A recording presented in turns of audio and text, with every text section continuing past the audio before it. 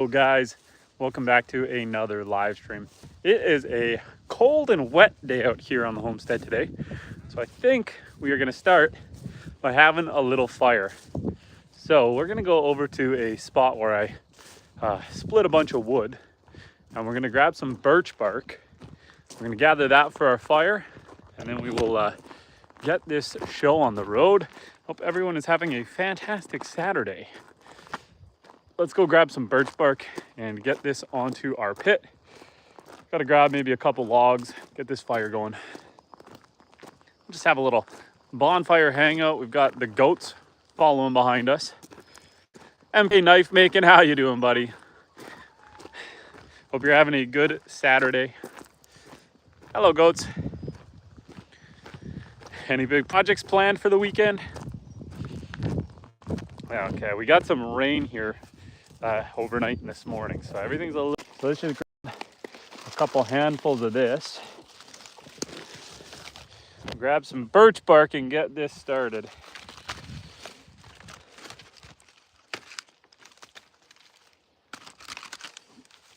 Okay,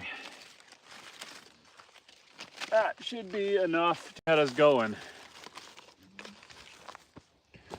Grab a couple more pieces because we're here. The goats are chilling up on the hay bales here. You guys want to go have a fire with me? Come on, goats. Oh, that was quite athletic. It's my little entourage. I got a posse. Hello, goats. Lily's she's tied up right now because my wife just left the driveway and we don't want her chasing down the road. So once we give it a minute for her to calm down, we will let her off leash. Isn't that right, Lily girl? I know, you're a flight risk though. You tend to chase mom. Ben, how you doing, Ben? Haven't seen you in a little while. I hope you are doing well. Crossing that 5,000 subscriber mark. Good for you. Congratulations, buddy. I have to say, Ben, it is fun crossing that advertising revenue level. It's a lot of fun watching your videos make, a few cents here and there. Hello, goats. You guys are not going to want to walk through the fire pit once we light a fire, okay, guys? Okay.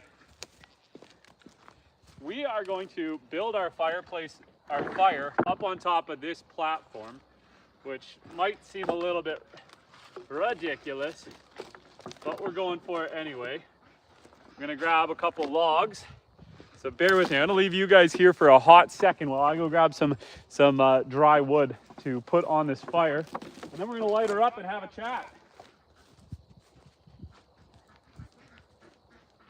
Hi, duck. Oh, yes, Lily.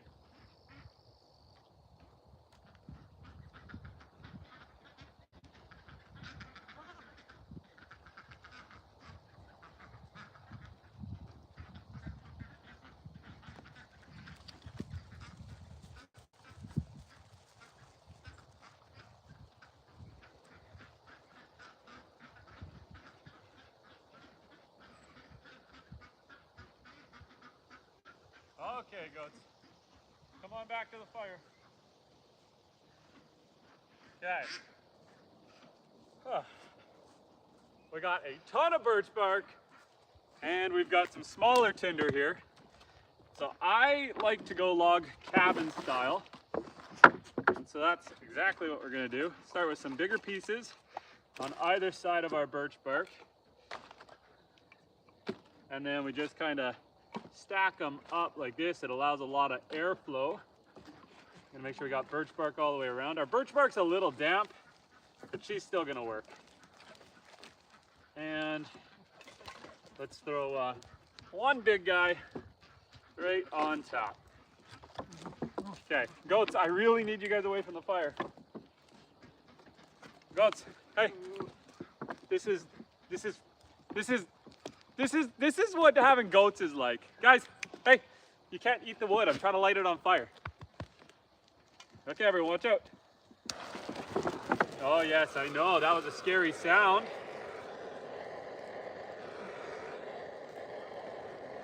Let's get some of that birch bark started.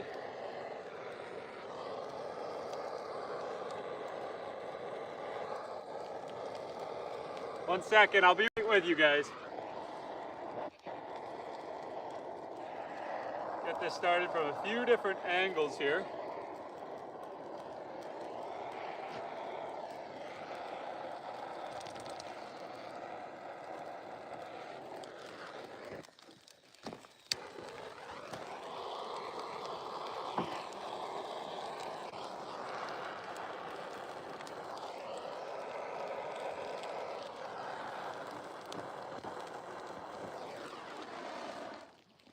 Okay, and then we will focus on feeding that fire.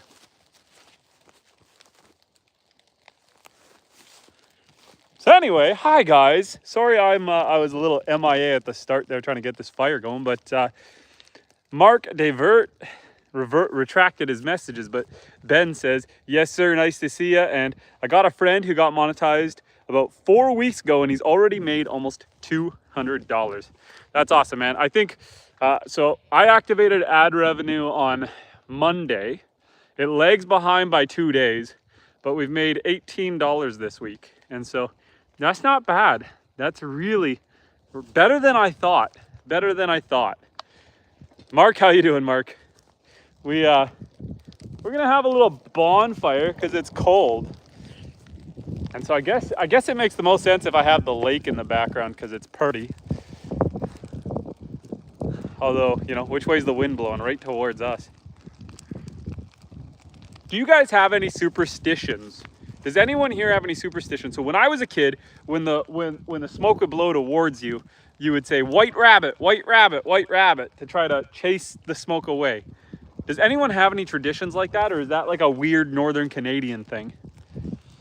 Obviously, the right answer is just pay attention to which way the wind's blowing. But does anyone have any superstitions that would help keep the smoke away?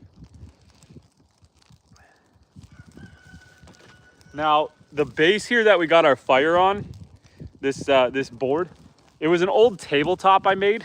It's out of cedar. It's actually worth a bunch of money. But with the kids jumping on the table and the goats jumping on the table and everything, it was starting to break a bit. And instead of trying to fix it up, I just decided, you know what, let's just burn it and we'll go the simpler route of just a straight up sheet of plywood above the table. It was one of those glass tables with the umbrella that goes out the middle.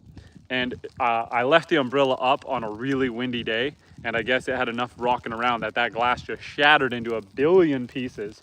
And so I replaced it with cedar, which worked well enough until it didn't. As the kids and goats got bigger and started jumping on the table did not survive the test of time. But I'm banking on the whole base here catching fire. We might have to feed in some branches. I gotta be careful because I'm still recovering from a back surgery. So this bending and lifting and twisting thing is still not going well for me. We're still stiff, but it is what it is.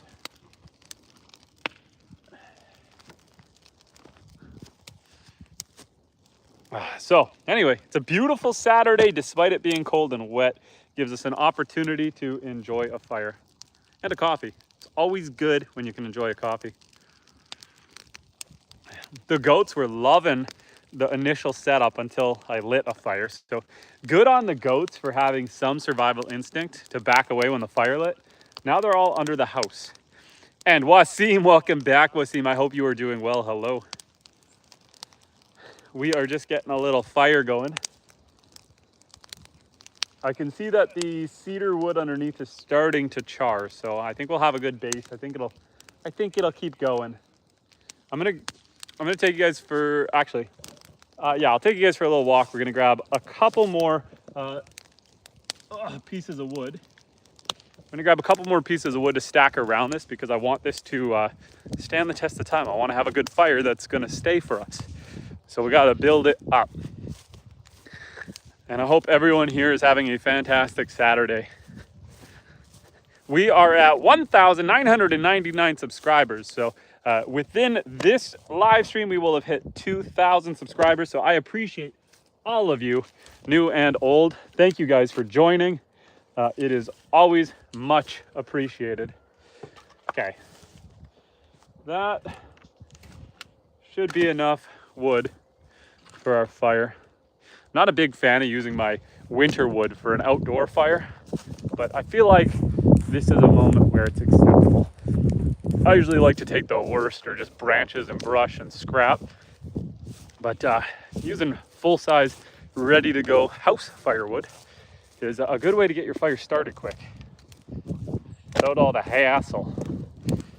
So, now kids, don't try this part at home. This is where you get right in your fire pit.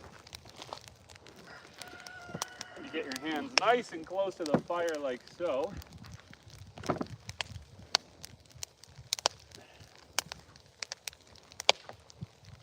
Try to get this right in there.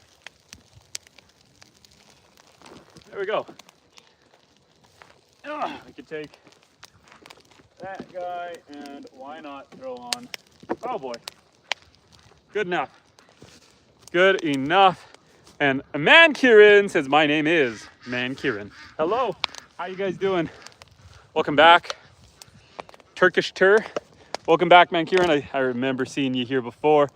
And Andreas says, hello from Sweden. Hello, hello, hello. And Freshly Wild says, 2K, 2K, and 2K. Have we made the 2,000? All we need is one subscriber. If you're lurking here and you want to make a man happy, just click that subscribe button, click that thumbs up, click that like. We are just out here at the lake having a little fire. We got some goats kicking around, although the goats decided to go hide under the house. The ducks are very curious. The ducks want over. The ducks are like, yo, what are you doing, my man? All the ducks, they're all standing by the fence watching. My cow, she's way over there. She wants over too, but I've got her fenced into the far yard. She's in the far field.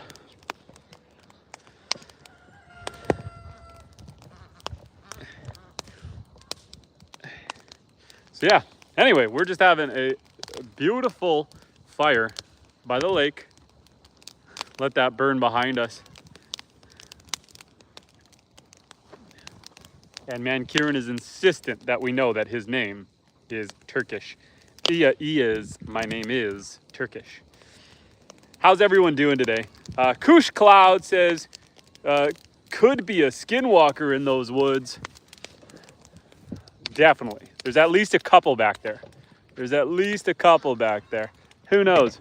Maybe one of the ducks. What do you guys think? Can a skinwalker become a duck?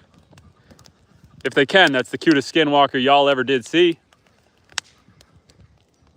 Is it cold? So it is currently about, well, right here it's about 35 degrees, but it's about 15 degrees Celsius, which is about 58, 59 degrees Fahrenheit. Somewhere in the high 50s Fahrenheit. So it's a little chilly today. It's definitely a little chilly. It's totally bearable, but a little chilly. And Freshly says, I see the beard coming in nicely, Justin. Thank you. Thank you. I have to constantly be trimming this spot. If I didn't, we'd probably be already down to here on the beard length. But I want the cheeks to catch up. I need the cheeks to fill in before I let the beard start coming down. So I use a number 10 on the buzzer. And Kush Cloud says, imagine the duck playing imposter. Quack, quack, guys. Quack, quack. And Ashley says, hello from Tennessee. Hello from Northern Canada. We have a raging fire behind us. And Andrea says, I'm fine. And what happens to you today and tonight? I don't have much planned for the day. We're doing this live stream. I do want to finish up a video that I started making on the birch polypore.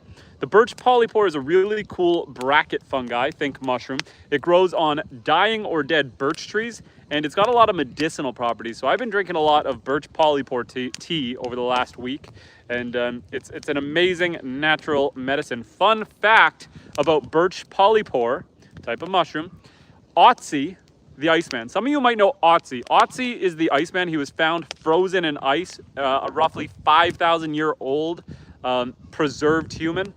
And Otzi had a necklace around his neck with birch polypore on his necklace. So even way back then, you know, it was a traditional herbal medicine that he used. So fun little fact. And Rami says, are you burning a bench? Are you gone crazy, mate? It's an old tabletop I made. So it's cedar, so it's gonna smell lovely and it's gonna pop and crack a lot. But it's an old tabletop I made, but the kids and the goats, they were jumping on it and they broke it. And instead of trying to fix it again, I decided, let's get rid of it. I'll replace it with a solid sheet of plywood. It's just for an outdoor table. I already have 2 picnic tables over there. This is a 3rd. So yeah, we're burning it up. And Weston, how you doing, Weston? And Donnie says, are you a cowboy?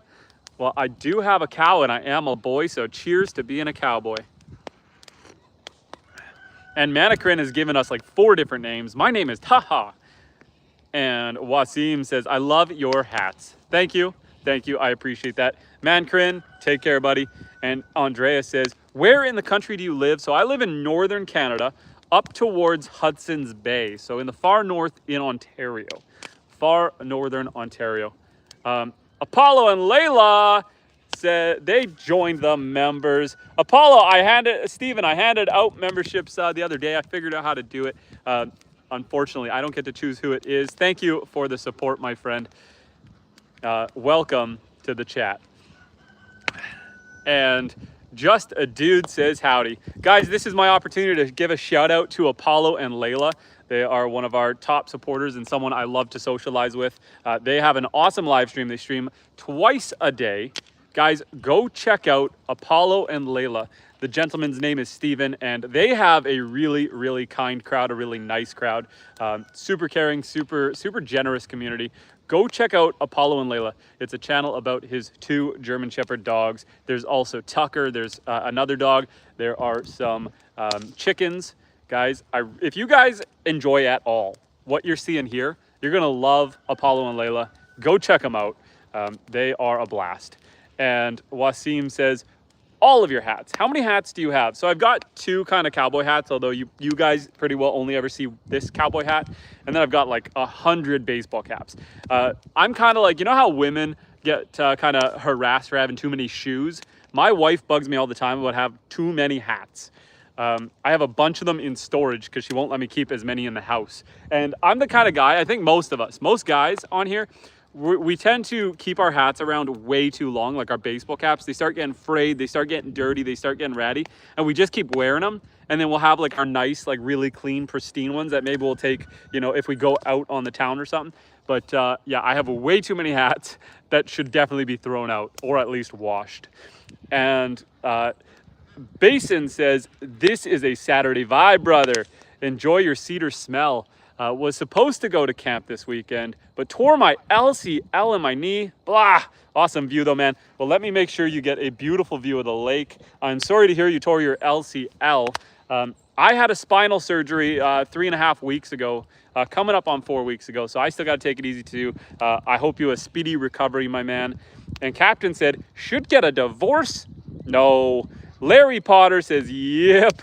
Apollo says, what's in the cup? I hope it's apple cider. You know what? It is black coffee. But what I have been drinking, this morning I had a glass of chaga tea, and yesterday I had some birch polypore tea.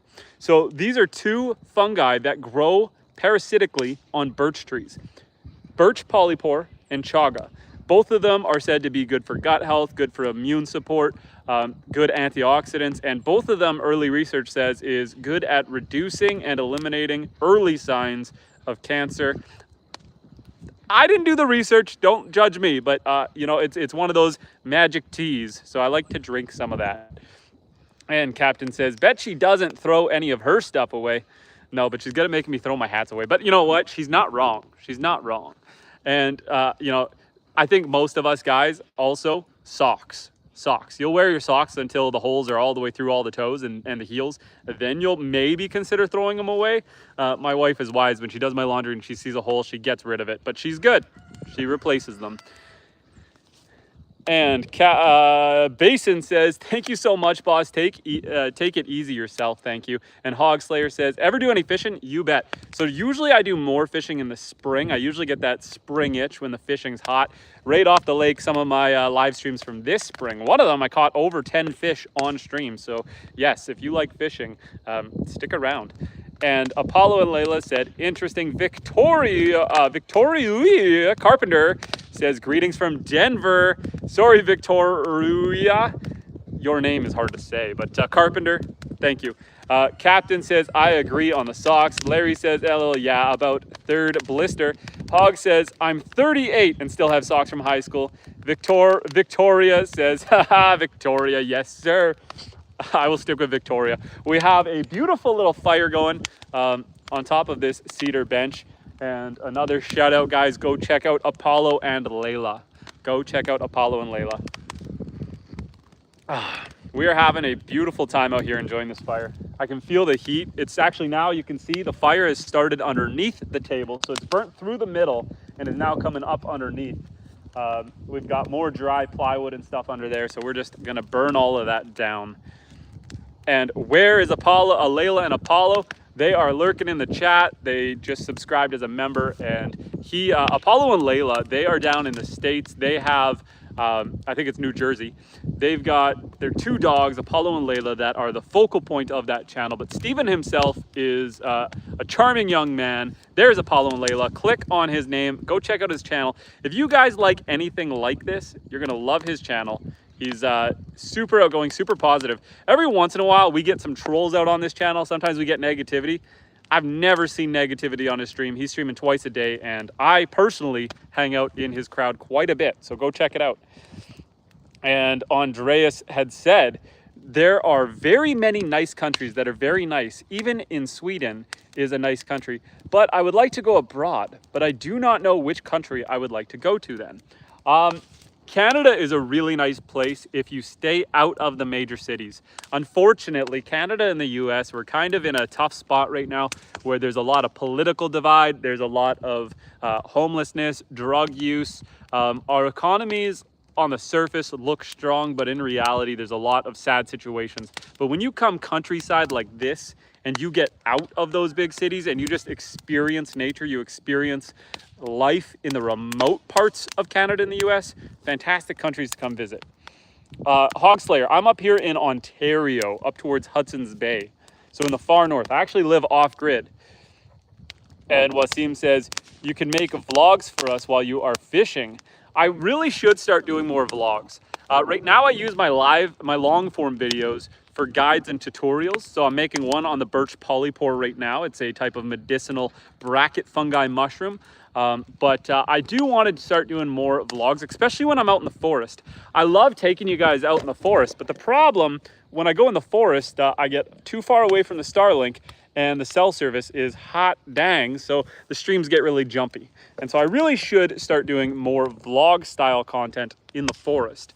That's where we're finding like lynx, marten, weasels, fishers, coyotes, wolves, bears, you know, all different types of mushrooms, all different types of plants and forageable matter in just cool areas in the woods.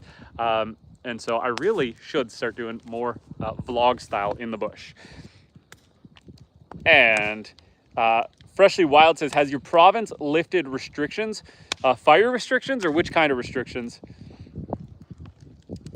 And Trek says, be careful of the fire. And hey, Apollo and Layla, don't worry, the fire's in control. I've had some crazy ones. I've never live streamed one that was outrageous, but I've had some like 10 feet, 20 feet tall fires. My fire pit that I've made is like 8 feet across, and I use it. There are times where my fires do scare me a little. I had one where I had a bunch of cardboard I was burning, and the wind shifted direction. It was blowing that way like it is right now, and it shifted to that way. And these trees started getting caked in embers, and it was the winter. And so I got out here with a bucket, and I just started throwing snow into the trees because I thought for sure that guy was going to go scorched earth on us. But it's still there. So cheers to throwing snow. And Apollo and Layla asks, do you have a boat to go out on the lake? Right back there, you can see the tip of my pontoon boat with the green roof. I have a pontoon boat. So my first boat was a 26-foot power boat, 250 horsepower motor with a sleeping quarters, kitchen, and bathroom in it. It was a beautiful boat. That thing was just deadly. The problem was when I moved, I was on one of the Great Lakes, one of the big bodies of water. And when I moved from there, I didn't want to take the boat with me to this area. Because these are shallower lakes and there's more deadheads, more logs, just more shoals, which are rocks that stick just below the surface of the water. And that boat was fiberglass. And so that was probably like a $60,000 boat. And I did not want to ruin it cruising down a lake I didn't know. And so I sold that. And I ended up just picking up a small aluminum fishing boat with a little 20-horse motor, a little chugger. But eventually, as I got more kids, I outgrew that boat. And that boat started getting a little sketchy with a bunch of kids on it and the dog, and it was small. So then I sold that and upgraded to the pontoon boat, which is a perfect party barge. That thing is great for the family. I can have a kid in each corner fishing. I never have to worry about getting tangled in the motor. We can jump off of it, swim. I've got a ladder so we can get back on. When my back isn't broken, I just had spinal surgery. I'll do like backflips off the platform, and it's a lot of fun. I love the pontoon boat. And Hog asked, what temperature is it? It is around 15 degrees Celsius, which is around 59 Fahrenheit. Freshly asked, will we get to say bye to the piggies before they're processed? Freshly, I am sorry, but they're already in the freezer. And Red Samurai says, I used to work for a big company called the Umbrella Corp, but I got fired after a big accident in Raccoon City. You used to work for the Umbrella Corp? Did you know all the whole Umbrella Academy? Did you know all the time travelers and the ghost seers and the super strong dude who spent time on the moon? Umbrella Academy reference for those who watched it. Imported Babies says, we're going Ram Ranch with 18 unclothed cowboys. Bro, I've been to Ram Ranch once on this channel. I accidentally clicked it. I went through to it. Hell no. David says, where are you located? We are in Northern Canada. Trish Jackson said, just came upon your channel and was wondering, what are the property prices right now where you are? You're looking at about around $2,000 an acre. I have 156 acres here. So yeah, we're in the pretty remote north part of Canada. So that's pretty cheap. It goes anywhere between $1,500 and $2,500 an acre.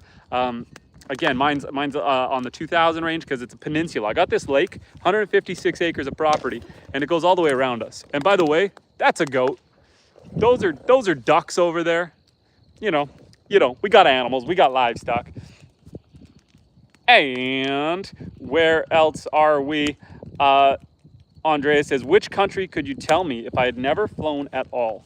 Honestly, I would say stay in Europe for now. Out in Europe, you guys have some fantastic views, fantastic sights. Go to Spain, go to small town Spain, go to small town Italy. There are so many beautiful places on your side of the world that I don't think you need to come over here.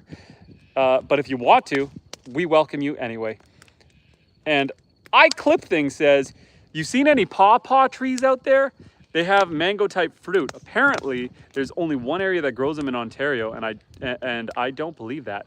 I've never seen them, never heard of them. We don't really have many wild fruit trees up here. Up in northern Canada, up towards Hudson's Bay where I am, it's just too dang cold. Our growing season is way too short, and so usually we don't have many fruit trees unless you plant them yourself, like planted apple trees. And I hope your surgery heals well, thank you. Mudboy says, have you ever been to Nova Scotia? I haven't, but my wife lived there for a while. Hog says, it's 90 and mosquitoes in Florida. I'm having a hard time keeping up with you boys. I appreciate the conversations. Let's keep them flowing, and let's see if we can keep up with you guys. And Andreas says, I've never been on a plane at all. It can be a lot of fun. I've been on small little the little propeller planes where you got to walk onto the tarmac. Up here where we live, we don't really have a lot. I don't have an airport. There's no commercial flight. So you got to hop on a little, we call them puddle jumpers, a small little plane to fly to another plane. And Apollo had asked, I think to buy that much land in New Jersey would be about $10 million. what I have here is my own piece of paradise. You really can't afford it anywhere outside of these remote far north or deep in the United States, you know, Montana, stuff like that. Nathan says, where are you? I'm in northern Canada up towards Hudson's Bay. Freshly Wild says, old Mick Justin has a homestead, E-I-E-I-O. And 4 says, nice, lots of room for herbal and great fishing. What more do you want? Exactly. And Western says, oh wow, I literally defecated by that tree yesterday. Well, thank you for contributing your fertilizer. Trek says, is that a goat behind you? You bet it was. There's a couple over there. And there's some under the house. I don't know where. Oh, there's a bunch over there. There's a bunch in the corner. Yes, we've got goats, we've got chickens, we've got ducks, we've got rabbits, we got cows. We had pigs, but I ate them. And iClipThing says, oh, okay, thanks for answering. Haha, yeah, pawpaw is the only native fruit tree I've heard of in Canada. There are crabapple trees and elderberry. There's a lot of bushes. There's a lot of like berry bushes. So elderberry, lots of raspberry, strawberry, etc. Nathan says, Canada is such a beautiful country. Shame about the politics, yes. And what the hey, says Alberta, Ontario. Chow watching. Ray says, where is your husband? My wife is out with my kids. They went to a camp today, go hang out with some friends. That one Canadian said, I used to live up northern Ontario, a little place called Key River, right by the French River. Also lived in a town called Wawa, the home of the Canadian goose. I have traveled through Wawa a few times. For those who don't know, when he says the home of the Canadian goose, when you drive on the highway towards Wawa, Ontario, there is a giant goose, Canadian goose statue right off the highway. At their travel center. Drew says, how do you make connections with people so fast? Because I love you guys, and good energy gets good energy, and that's how we do it. Just, you know, you chat with me, I chat with you, and yeah, I don't know how else to describe it, but I'm feeling the positivity, you guys are feeling the positivity, and we're all having a good time, and my back is on fire. This is a hot, hot fire as it's picking up towards us. And Simba says, can we build a house on that lake? Well, it's pretty hard to build a house on the lake, but on the shore, you can. I'm actually in the process of designing the next house we're building. So this one here, I've put an addition on it, put a bunch of upgrades on it, but it's a little small. It was a seasonal cabin when I bought it, and so I gutted it down to the studs, spray foam insulated it, put an addition on the back half here, and put a ton of work into it. But I plan to build a new one in about 3 to 5 years, at which point I plan to turn this one into an Airbnb. I'll be letting you guys know in about 5 years' time. And that one Canadian says, loving the stream, subbing now. Thank you, that one Canadian. Gloria says, your top and hat look too clean, like you just bought them and haven't been outdoors that long. I try to keep good care of the hat. She's a little dusty right now, but yeah, this shirt I don't wear out in the fields, that's for sure. This is my church shirt. Like, we're dressed fancy for up here right now. But if you think that we're not working the land at all, I mean, look at this beautiful log cabin I built for my ducks. Behind it's the chicken coop. We got some ducks over there. That's a goat. My cow is somewhere in the backfield. I built that barn. It needs siding, and yeah, it's a little rough, but we're working out here. I actually had spinal surgery almost 4 weeks ago now, and so I still got a couple more weeks where I can't bend, lift, or twist. So a lot of the projects I want to be doing are on a bit of a hiatus. I have all the siding for that. Beautiful siding. That barn is going to look beautiful. That barn is going to have engineered wood siding on it. I have it all from a previous renovation I did.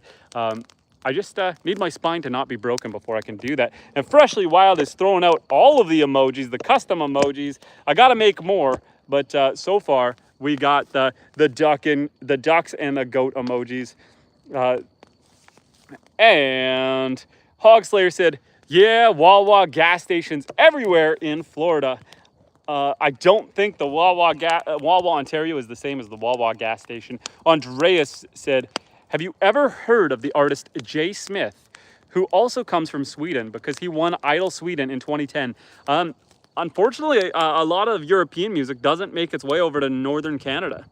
So I haven't. Grow and Show says, what's that movie with the two dudes that drink themselves out of the tanker hoser? Out of the tanker hoser.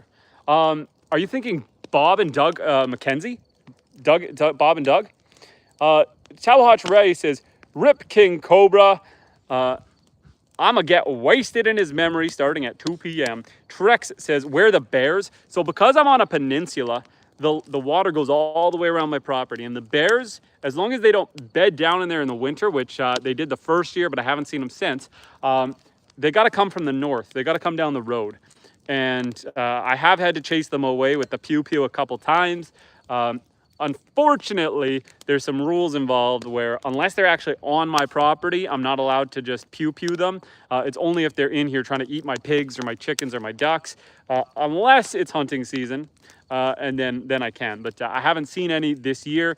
But give it another month, and they're gonna start coming and walking onto the property. And Creepy Pig says, howdy partner, reach for the sky. Alrighty, a little bit of Toy Story. We're throwing in some Toy Story references. And Creepy says, strange brew. We are just dancing in the smoke right now, just getting blasted here. We're drinking some coffee, some black coffee. And Kei Kanaushi says, where the dogs? Let's go let Lily off her leash. Lily's depressed right now. Let's go get her. Lily is my yellow lab golden retriever, but she's a bit of a flight risk. When my wife takes off down the driveway, she tends to chase her. And we don't want her getting hit by a vehicle out on the highway. And, you know, there's been a couple times where the police have picked her up and called me. So I live in the very remote north up here in Canada. I'm off-grid. This is all the firewood that I use to heat my home. And they know exactly who I am. And after the first time of picking up my dog and me having to go get her from the local police branch, they know who I am. So they've brought her back twice. But Lily over here, she's just a little good girl. So we wait till she settles down. When my wife's, hi Lily, also known as Snoopy. When my wife first takes off, she just wants to chase her. So we got to chain her up until my wife is well down the driveway and she calms down. I made the mistake the other day. My wife had been gone for about 10 minutes and Lily was riled up. She was doing a little howl. She wanted to go see them. I let her off leash. She stuck around. And then my neighbor, who's about 3 miles away, called me and told me that my dog was out on the road. So I had to go get her. So now I wait till she calms down. She's a wee bit of a flight risk. Okay, coffee time. And Trex says, I subscribed. Thank you, Trex. Megan says, hi. Creepy Pig says, Strange Brew is the name of the movie. Oh, okay. Wow, I thought you were talking about my coffee. And On the Spectrum says, hi from the UK. Hello, welcome to Northern Canada. Southern Belladonna says, do you worry about bears getting the dog? I don't, because when I'm home, I don't leave her chained up when I'm not home. Just when like my wife's going down the driveway or something. She's always off leash otherwise, and she can go under the house. She can hide under the house. She can run around the yard. She can go in the forest. And bears, in the hometown I lived in, actually, not long ago, I just got sent a news report that a bear actually attacked someone in their backyard and then chased them into the house and mauled on them. The person's going to survive, but yeah, they were a recent victim of a bear attack, so it's a legit thing. It's a legit concern. Otter Production says, chain who? The wife? I'm sorry, I was trying to make a joke.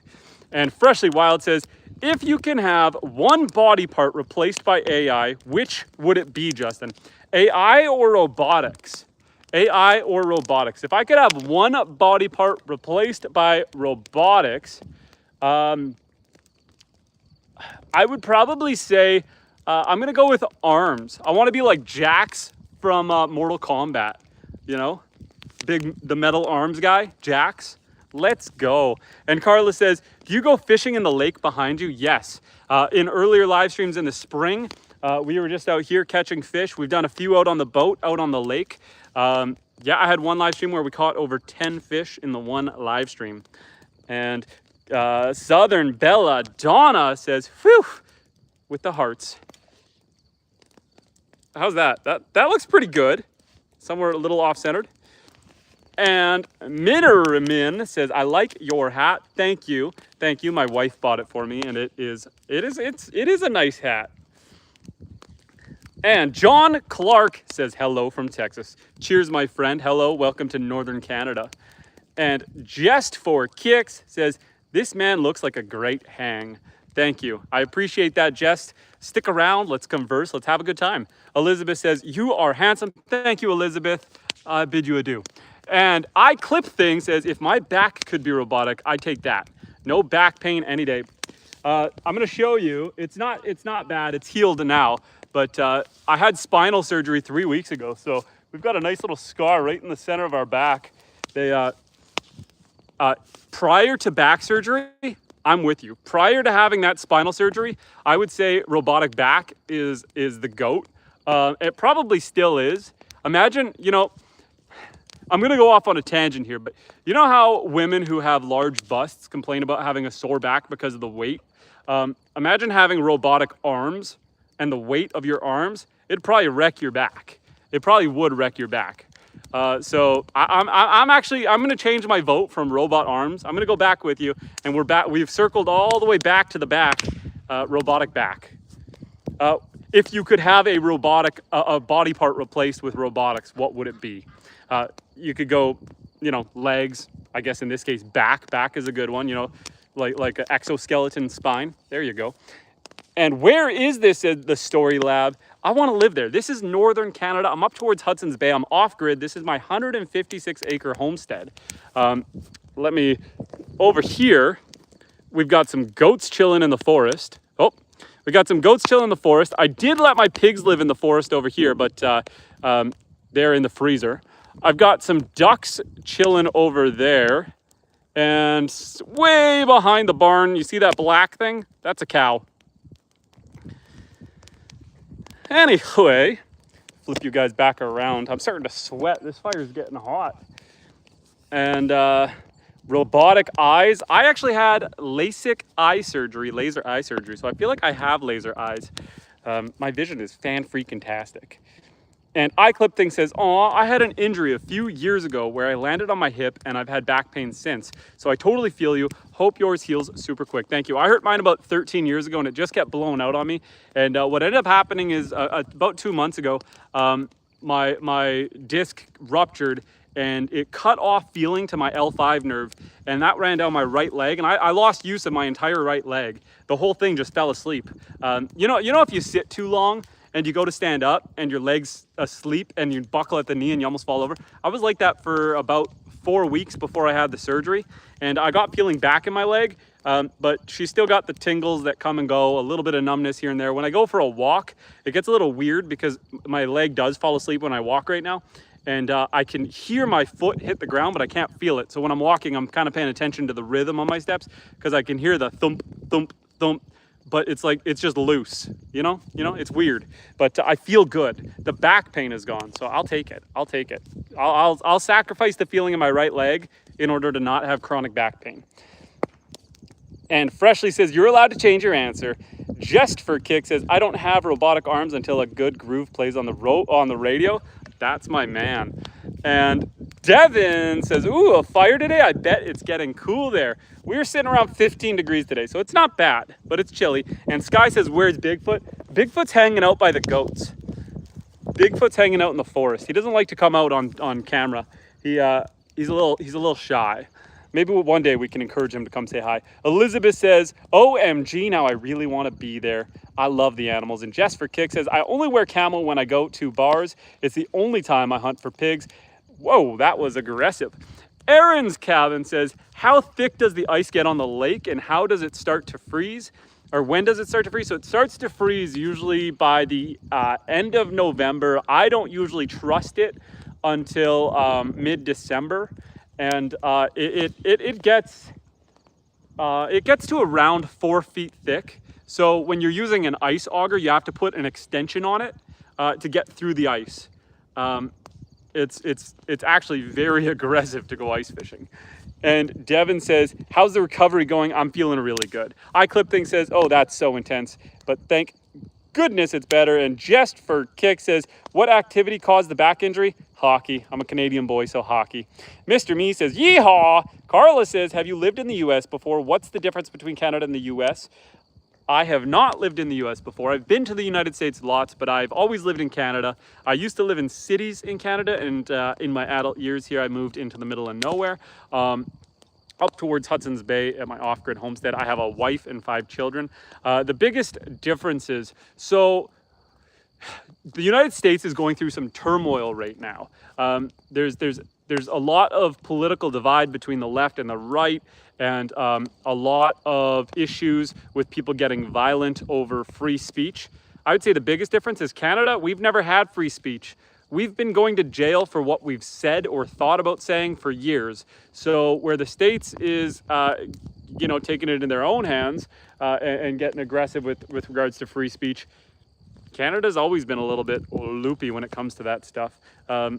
And Kathy said, oh, I already answered that one, sorry. Did you live in the US before you lived there?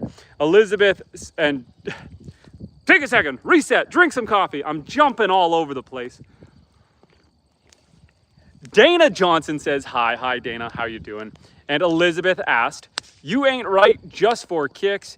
You hate women. Sad lil guy. I don't hate women. Or are you talking about someone else? Is there someone else just for kicks? Oh, just for kicks made a joke. Okay, you're not talking about me. You're not talking about me. You're not talking about me. I was gonna say, what did I say? I love women. I'm married to one. On the spectrum said, have you ever been to the UK? And if you were to come here, where would you go? I've been to London, England. So I have been to London, England. I've done a couple tours out towards Europe. So I went to London, Paris, Italy on one trip, and then another one I went out to Spain, Madrid, and local countrysides. So I've been out that way twice. The flight is long. It's about 17 hours. Fun story. One time I got randomly upgraded to first class. And so I was flying out to Europe. It's about a 17-hour flight, gets aggressive. And I got upgraded to first class, no extra charge. So I went from sitting in between 2 people to moved into first class because they wanted to like redistribute the weight. I don't know. It helped that I was young, charming, and flirting with the stewardess. I don't know. But it was awesome because I went from being in this cramped little seat to having my own little studio lounge, reclining back seat like a full bed. They instead of having like the macaroni and cheese that everyone else had, I had steak. And like, I didn't think this was possible. On the plane, they said, sir, how would you like your steak cooked? And then they asked, and what would you like to drink? Would you like a vintage African wine? It was fantastic. It was an awesome upgrade. So cheers to that flight staff. And Taryn says, love your hat. And Andreas had asked, do you play any instrument? And what instrument do you play? I play the drums. So I'm a drummer. I started back in when I was a kid, I started playing guitar, but I found what I was doing was I wasn't learning how to play guitar. I was learning how to memorize songs. And so I could play things like AC/DC, Thunderstruck, but I didn't know what I was playing. It wasn't like I could tell you what notes I was playing. I just was good at memorizing the patterns. And so that was a natural shift into drumming, because drumming is all about patterns. It's about memorizing patterns that fit within time signatures. And so I played drums for a number of years. I played for some excellent bands. And fun fact, for a while I was playing with the recording pianist, the recording keyboard player for Rush. Not the guy from Rush that goes on stage, but the guy who did the studio work. It was a lot of fun. That guy was fantastic. And Kathy says, we are thinking about moving to Canada. Do you think it would be easy for us to do this? Where are you coming from, Kathy? And Debbie says, beautiful day to you. Just for Kick says, the women in my life would say different, but your assumption must be right. Liz said, there's always been time, place, and manner restrictions on speech in America, and unfortunately our free speech absolutists rarely really mean it to be applied to everyone. And JJ says, you're a cool dude. Is that a backwards cowboy hat though? Bro, I've been asked that before, but there's a little bow tie and the stitch in the back. And if the bow tie and the stitch, if I was wearing it the other way, I'd have a little bow tie imprint on my forehead. So you tell me, am I wearing it backwards? Is this hat designed to give me a bow tie on the forehead? I don't think so. I think I'm wearing it correctly. And it certainly isn't supposed to go this way.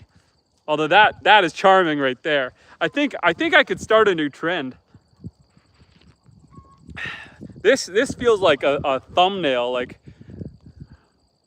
right there. We just clipped our thumbnail, boys. Cheers to that moment. And have you ever been to Sweden? I have not. And Kathy says, wow, lucky for getting first class. And Squeege said, go do something productive. Squeege, I'm sorry, but I had spinal surgery 4 weeks ago, and I'm currently on no lifting, bending, twisting. So having a little bit of a fire ski in the background is about all I can do. And boy, oh boy, we need to stir this up. Give me 1 second, guys, and I'll catch back up in the chat. But Poppy Tool, good morning. How you doing? Give me 1 second, and I'll keep up with the chat. But we got to grab a big branch here, and we need to stir this up because our fire kind of spread out and is dying. So we need to stir this up into one central area to keep the flames alive. We need to go get a little more wood. Let's just try to pile some of these branches on. Ooh, this is about as much physical labor as I can do after having spinal surgery. I still have 2 more weeks of extreme, like, do nothing healing. Like, even this is technically too much. And then I've got a couple months of rehab after that. So I got to do some physiotherapy and rehab, but I feel pretty good. So I feel like I'll ace that. Let's get this log up on the fire. Just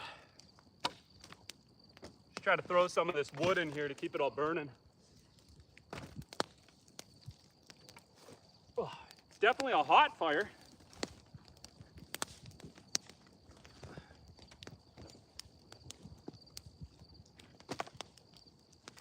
Okay, I'm almost back, guys.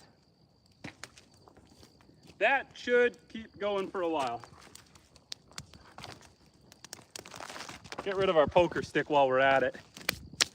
Okay, Pisces ICs says, hi, welcome back, Pisces ICs.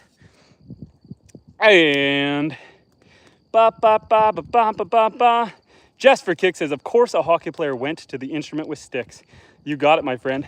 And on the spectrum it said, do you agree with what's happening in the UK recently? I'm sorry, but I'm not very political, so I don't pay too much attention to what's going on in the politics. And Kathy said, I am near Syracuse, New York. So if you like the cities, I mean, there's nothing, there won't be much different. If you move somewhere like Toronto or Calgary or somewhere like that, you're gonna get the same homelessness, drugs, but access to bars and venues and things like that. So it's no different than moving from one city to another in a stateside coming up here. We still have a lot of crime and violence, but maybe a little less. But if you come remote north like this, like remote Canada in the middle of nowhere, it's hard not to love it. But if you're used to city life, you know, the stores aren't open on the weekends up here, so you got to do any shopping during the weekdays.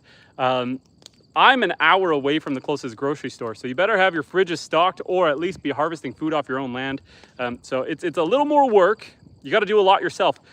Good luck getting an electrician, a plumber, or a carpenter to do anything for you. Up here, you got to do it all yourself. So things can be a little tricky, but it's very rewarding and very satisfying. Rob said hi, and Jess for Kick said, the sideways hat is amazing. I got to scroll past a little bit. Anon said, hey, wildlife, long-time listener here. I noticed that your pronouns were missing from your channel description. Do you mind sharing your pronouns and maybe posting them in your description? So Anon, a couple things. One, my wife does sometimes join us on YouTube. So I feel like I don't want to put something so restrictive in there. But I also think that if it's hard to tell if I'm a male, then either the testosterone is working or y'all be a little blind. And Charlie said, what does land cost in your area? And the true one said, Canada, land is going for around $2,000, $2,500 an acre up here in remote Canada. And Andreas said, have you ever been up to Sweden? I have not. Nick said, hello there, Mr. Cowboy. Hey, Nick. Kathy said, we are more in the country than in the city.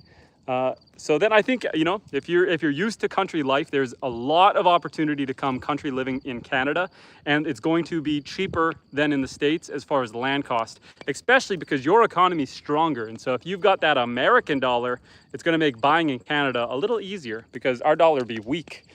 And Big Fish said, definitely Canadian. I could hear it when he said the word sorry. Everyone tells me I say sorry wrong. I grew up my entire life learning how to say sorry, and I ain't gonna said it wrong for an answer. And on the spectrum said, it's about free speech and our flag being racist. We cannot show our flag without being racist, and people have come together and started protesting to stop this. If it's any consolation, as a Canadian, first off, we have our own battles with that, because any colonizing country is going to have its battles being called racist or oppressive, because colonization. But I didn't colonize anyone. I was born and lived my whole life up here. So I hate these blanket things. But as a Canadian, we don't think that the American flag is racist. Just throwing that out there. And 10 Reg said, what kind of fish do you catch in that lake? Any pike? So we got northern pike, muskellunge, those are goats, perch, smallmouth bass, crappie, and walleye, and some suckerfish, whitefish. And Poppy, the Love Star, said, I've been snooping in your website and I enjoy myself and went bush and native. Just loves, enjoy myself, untold, unfold. My friend, thank you for sticking around, checking out the YouTube channel and checking out the website. Kathy said, we want to get away from the city. We live outside of the city in a small town. How's the rent prices? Rent can be crazy. Depends where you are. So right now, if you want to rent a countryside house, if it's a one-family house on the countryside to rent, you're probably looking at about $2,300 a month plus utilities. Billy said, you're gonna get kirked. iClip said sorry, and Taylor said we can show the flag. Catty Cat said your accent is nice. Hi from Mississippi to y'all. Well, hello to my friend in Mississippi. Sonny D said, hey, there's nothing wrong with being a little now, Sonny. I actually think that there are problems with being racist. This is an anti-racist channel. Everybody is welcome. We've got friends from everywhere, every walk of life, and we're going to make sure we keep it that way. And Taylor says, are you familiar with Coulter Wall? Is Coulter Wall a musician? Manga says, where are you from, my brother in Christ? I am from Northern Canada. I am in the remote far north in Canada. This is my off-grid homestead. So I've got chickens, ducks, goats, rabbits, cows. I had pigs, but I ate them, but I'm looking to get more pigs. Next year, we're gonna get donkeys. Eventually, we'll probably get a horse, but like what I'm trying to do right now as I build up my homestead is I'm focusing on animals that can provide for the family first. So chickens and ducks for eggs, the rabbits are for meat, the cows are for breeding, for future meat, the goats are for milk, which then gives us cheese and yogurt. And so the reason for a donkey is because it's a very good protector animal. I forgot to mention that Lily is pretending to be dead over on the doghouse. She's just sleeping over there. So we got a dog as well. We plan to breed Lily. She's right there in the middle. We plan to breed Lily with an Anatolian Shepherd. Lily is a fantastic farm dog, but she's a she's a yellow lab golden retriever. And so she's not by instinct a good farm dog. She's doing fantastic. She's a great dog. But that's why we want to breed her with something that has a little more protective DNA in it. And Ben Bryan said, I'm pretty sure your hat is on backwards. We already went over this, but I'll go over it again. On the back side of the hat is a bow tie and the stitch. Now, if I was wearing it backwards, I would end up with a bow tie right here on my forehead and a stitch line. And I would like to say that that would be backwards. Unless this hat was designed to give me a bow tie imprint on my forehead, I think I'm wearing it right. And Milano Talano says, hi, welcome back, my friend. And Taylor said, which province are you in? We are in Northern Ontario. And I'm gonna hide that. And Ben Bryan said, haha, made you look. Was that a trick? Were you tricking me? Is that what everyone's been doing? Is that every single time someone says, I think your hat's backward, is that a trap? Are people doing that just to get me to look at the back of my hat? Or do you guys genuinely think I'm wearing it backwards? Because if it's supposed to be a trick, like one of those, hey, what's that on your chest? Flick you in the nose. You guys get me every time. I get riled up about that. And Taylor says, Ontario is wonderful. And Ben says, yeah, it's awesome. Well, you got me, my friend. And I will eat that. Cheers. On a side note, I got some chickens out in the yard right there. And some goats just chilling.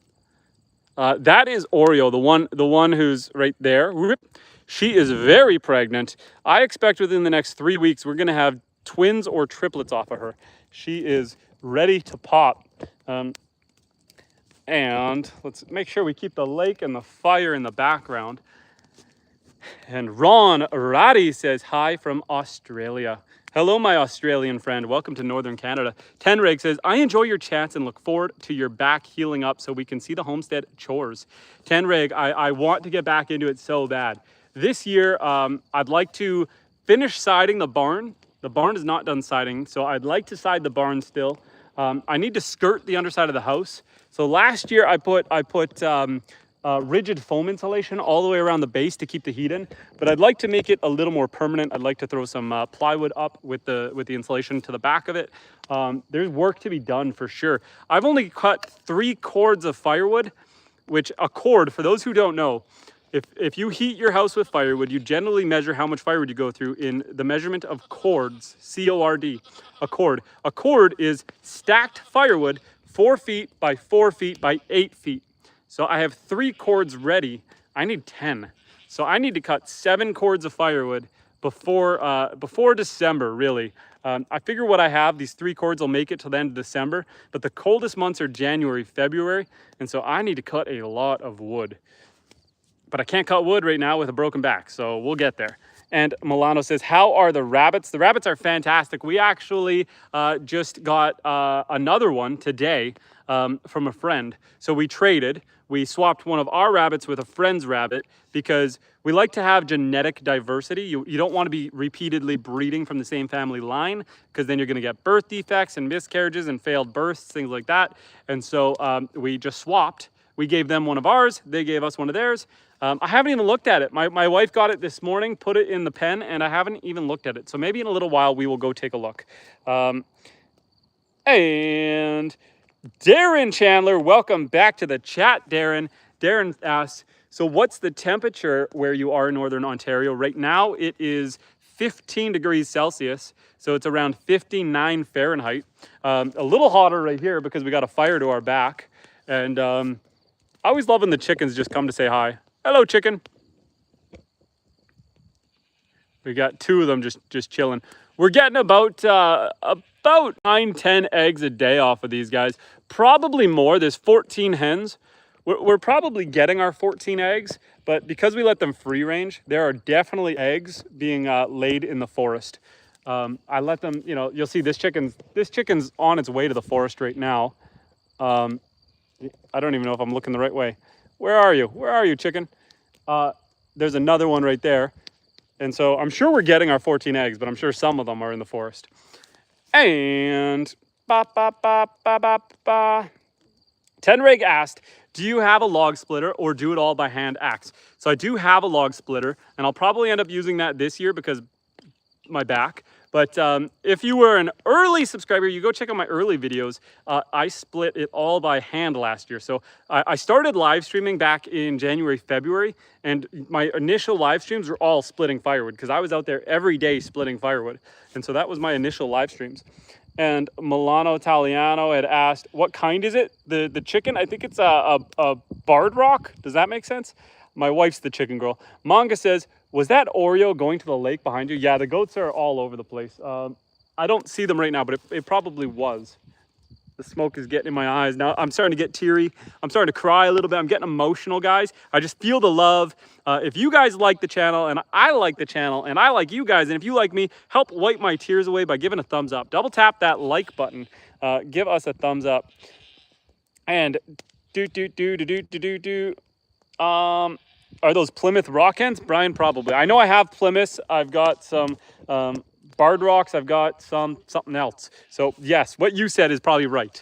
And Darren had asked, my friend has chickens, but they are a bit bigger and they lay eggs, and I believe brown eggs. All of our chicken eggs are brown. The ducks lay white eggs, and one of the species of ducks, I've got some Anconas, they lay blue, green, gray eggs. So they're really pretty and colorful. And Taylor said, how far is it to your neighbor? My neighbor is a couple miles away. Probably 6 kilometers away. And Tenreg said, bears, coyotes, wolves a concern in your lot for your livestock? In the winter, they are. So in the winter, I'm on a peninsula, right? So my land, 156 acres, a peninsula. A peninsula meaning you got one road in, and then the lake here goes all the way around the property. So during the spring, summer, fall, predators are not really a big issue. It's the winter, because on the winter, they can come across the lake and they get into the property. I've had coyotes as close as this corner of the fencing right up there. I caught them on my bush camera. And so the coyotes are definitely an issue.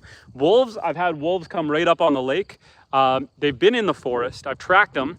You can track them because of the snow. They walk in so you can see where they go. So they've come snooping.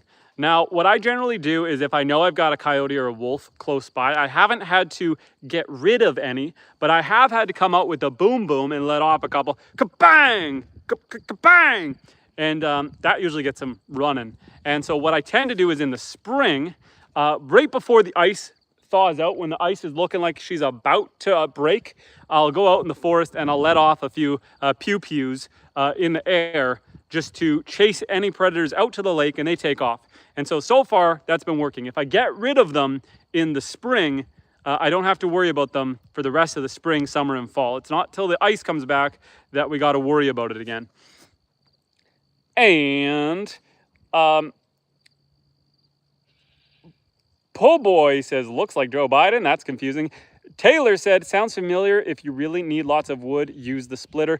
Benny and the Jets said, would you leave a job you love for a career growth and more money?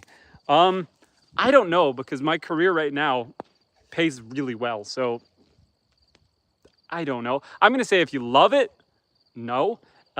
For anyone who's living paycheck to paycheck, generally when you make more money, you spend more money. And so unless you're already in the habit of saving, trading the job you love for one that pays more and maybe you don't love isn't going to get you any more satisfied, because yeah, you might have more things, but you're still going to be in that treadmill, that capitalist treadmill. I recommend doing like the apostles and trying to get rid of some stuff and focus on what you have and enjoying what you have, and just focus on being happy. Things aren't going to necessarily make you happy. Certain things can make your life easier, which might make you a little happy. I have a friend who, they also live out here countryside, and they don't have an electric well pump.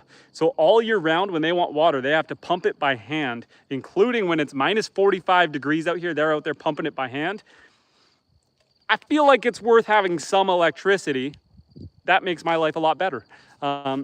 When I want to have a bath, when they want to have a bath, they got to hand pump all the water, pour the buckets in, heat it up over the wood stove, pour it into the bath. I like having a hot water on demand. So money can make your life a little nicer, but don't let that be the focal point of your life. Ben asked, do you have a tractor? And more importantly, what brand? I do. I have an old Farmall tractor. I'll show you her. She's currently broke down because of the transmission, but I recently bought a skid steer. I plan to sell the Farmall when I have time to fix it. Here is my Farmall tractor. The Farmall tractor is a beauty, but it's better for doing hay and pulling. The problem with the Farmall tractor, you see those little baby wheels in the front? When the fields get soft, that thing, because I have a loader bucket on it, that thing buries itself in the mud. But the little wheels don't help you for pushing and lifting. Now, if I was to do hay, you pull it behind, you pull the cutters and all the equipment behind. This thing would be a rock star for doing hay. But I don't do hay because in my fields here, I just let the animals graze. I only have about 30 acres and I let the animals graze it all year. And so there's just not enough to do hay. There's no surplus. And so I'm going to get rid of that tractor. I bought a skid steer instead, which is much more usable for me on the homestead. It's tracked. It's on tracks. And so, yeah, it's really, really nice. And Tenrick said, I saw the fence was changed. So that's why I asked. Yeah, we always got to watch for the animals. Carla said, do you put traps out for the animals? I do have a live trap out for the foxes, although I've yet to catch any foxes in the live trap, and I've only caught rabbits and squirrels, so not working. And Ask World Y says, love being in nature, keeps you rooted. Tenreg said, I would take homestead life any day. Hard work though, but so worth it. It's very rewarding. I mean, you're up early and you're up late, but I mean, look at Big Daddy Orion over here. How do you not enjoy just having goats and chickens and cows and ducks and rabbits running around you? It's a very enjoyable lifestyle. And Taylor, Kathy had said, do you know if there's home care there in Canada? Yes, there can be. I actually had some surgeries last winter and the nurses came right to me. Obviously, if you need daily home care, you're going to want to be closer to a city than I am. But yeah, there is options for home care. And Taylor had asked, as a farmer like you live in the past life. Old and small, but super cool. And we had this 50 years ago. Kathy said, Kanda, sorry about the spelling. And Cody said, do you ride horse on Homestead? I don't. So right now I don't have any horses. Right now we're focused on animals that provide sustenance to the homestead. So we're talking chickens for the eggs, goats for the milk, but don't milk the male. That's not okay. We don't milk him. We've got ducks over there. I've got cows hiding in the backfield. There's another goat back there.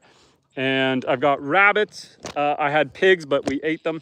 And so the next animals, I'm going to get more pigs in the spring for breeding because I'd like to have sustainable food. A chicken just came flying at me. Oh, what do you have? That chicken has maybe a mouse or something. The other chickens are chasing after it. It doesn't look like a mouse. He's got something in his mouth that the other chickens want. Maybe a worm. I don't know. But that chicken's attacking. Sneak attack. Anyway. I digress. I would like to do year-round pigs. I want to get donkeys in the spring because I'd like to have the protector animal. Last winter I lost a couple ducks to a fox, so it'd be nice to have something like a donkey. Lily helps, but when it's really cold, I don't leave her outside. So she can't keep the foxes away in the deep of our winter because I let her in the house. So I'd like to have a donkey.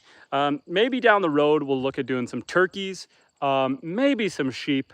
A horse will come last. We're not going to get a workhorse because I got machines. I've got the tractor. I've got skid steers. So I don't need a workhorse, a draft horse. If we're to get horses, it'll be for riding. And that's a bit of a money pit. And so I want to wait until, we're set up in a place where we can just have an animal for fun. Right now, the animals are all for sustenance. Does that make sense? Kathy said, just love your place. And Sarah said, I live off-grid a total of 7 years in the past, but in town now and wish I could, but now I don't. Sarah, hello. We are off-grid right now too. One of the headaches is my generator is an old 1955 generator, and the wiring to it is awful. I had a bit of a garage fire about 2 months ago. The generator caught fire and burnt a bunch of the wiring. And so I fixed her up, but the auto start isn't working. So last night I ran out of electricity and at 2 in the morning had to get out there and manually fire up the generator to recharge the batteries. That is the joys of living off grid. And Taylor said, sorry, you are living the best life, not the past life. Error by autocorrect. And Poppy said, is homesteader farming a couple thing or can you go solo? I recommend having a partner, having a wife, having a family member, having a friend, having a child, someone who can do it with you. I had spinal surgery 4 weeks ago, so right now I'm on no bending, lifting, twisting. So if it was just up to me, I wouldn't be able to do a lot around the farm. Right now I can't be mucking the barn, so that's all on my wife. I had my spinal surgery right before we had to butcher some rabbits. And so I had to teach my wife how to do it. She had to get in there because I couldn't do it. And so if you're by yourself, you're gonna get behind, things are gonna get ahead of you, you're gonna burn out, you're gonna have just even a weekend where you're very, very sick, and the animals are gonna suffer because you don't have a partner to help you. So I recommend doing this with someone. You can do it by yourself, but I don't recommend it. It's a lot harder if you don't have someone you can lean on when you're going through trials and tribulations. Four Ring says, what kind of fish you got in that lake? We've got walleye, crappie, bass, perch, muskellunge, sucker fish, all good eating. It's fresh water, so all good eating freshwater fish. Sarah said, I did have electric, but hand pumped water and heated and cooked on wood. So I heat the house exclusively with firewood, but I do have propane for a hot water on demand system. And I have the electricity for the fridges and the freezers and the lights. It's really nice. And Taylor says, is that your lake? I mean, I don't own all of the lake, but I'm the only guy out here. You can access my lake from another lake. So every once in a while, I'll get some people come out, check us out and come for a visit. Yeah, it's very nice out here. Very nice. I can't tell you the name of the lake or anything, because then you'd be able to find me, because I'm the only guy out here. So, you know, and Somforth B. Siratsami says, better pay your property taxes. You know, that's the other nice thing about out here. When I lived in the city, I was paying about $5,000–6,000 a year in property taxes. Out here, with 156 acres of land, I pay $600 in property tax. I pay way, way less and have way, way more. Yes, I don't have services. I don't have, you know, municipal water, but they charge you extra for that anyway. Yes, I got to take care of the road, but I got machines for that, so it's no big deal. And Kathy says, do you have a well for water? Yes, I use a well for water. I could always draw it from the lake if I was in a pinch. That's happened before. You know, I was having issues with my well, and before I had the well pump replaced, I was drawing lake from the water. I was drawing water from the lake and boiling it, and we got by like that for a couple weeks. Taylor says, what were you working in the city? I used to be a civil engineer. So I used to do engineering design, specifically highway design was my main forte. So I did a lot of highway design. Somfov says, sewage must be nice. I have a septic. So I have a septic field that drains actually right in front of us.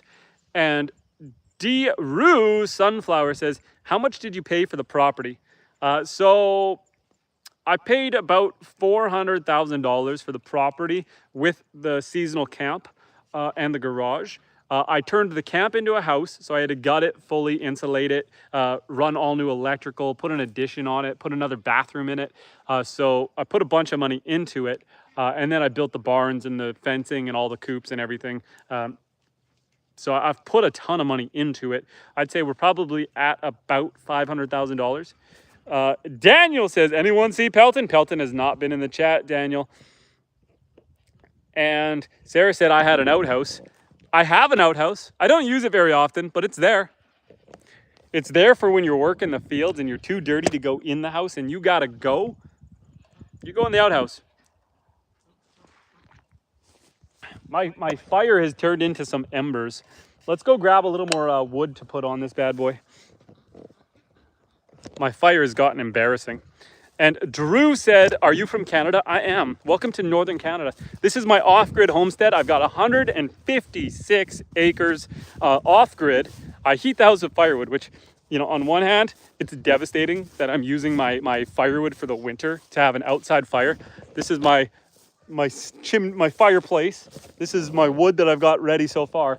But we're having a good time, and so we're gonna keep the fire rolling. So let's just grab a little more wood. I don't want to use all this birch. This birch is really good for the winter. So let's switch over to some of this pine. So fun fact, guys, different wood burns differently. In case you didn't know, hardwoods are ideal for a wood fireplace like that because the hardwoods are going to burn slow and long, but they don't burn as hot. So softwoods, you usually start your fire with softwood. So we're talking pine, tamarack, stuff like that, balsam fir, spruce. So you burn it with softwoods to get the fire going. Once you get a good bed of coals, you switch to hardwood, which is going to burn slower. It's going to give you a little less BTUs, but it's going to keep you going through the night. let's just throw some wood on here and get our fire back. The coals are super hot, so that should catch relatively quick. And Poppy said, are property tax rates and all that stuff together? So property taxes up here are usually separate. So up here in Canada, you pay everything separate. Like if you live in a city, you're going to pay your property taxes one bill, you're going to have your water as another bill, you're going to have your hydro as another bill, you're going to have your sewage as another bill, your internet, your cable, it all adds up and up and up. Up here, the only bills I have are insurance and property tax, because we're off grid. Everything else we just do ourselves. And PJ wants to see the skid steer. I don't know if we could see it from here. And I don't want to travel. We could see it from here, kind of. I don't want to travel too far. It's behind a hockey net. Bear with me. I'm trying to get a good angle so we can see the skid steer. It is over there, but between the trailer and the riding lawnmower. See it back there? The Gale, but beside the sea can.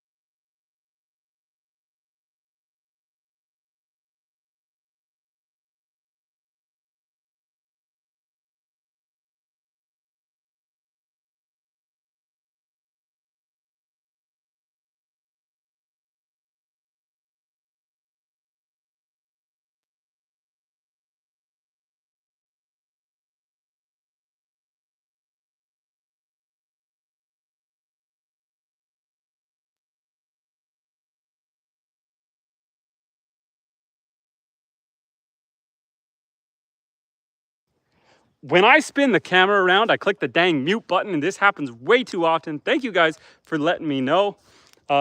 Sorry, I was reading Sarah's comment about her 11.5 acres farmed and 3 hayed. Yeah, I've got 156 acres, so I've got 30 acres of fields and then 126 acres of forest. And I have a beach on the far south side of the property. It's really nice. And do you all have an occupation? I work. My wife is a stay-at-home mother, so my wife stays home with our 5 children.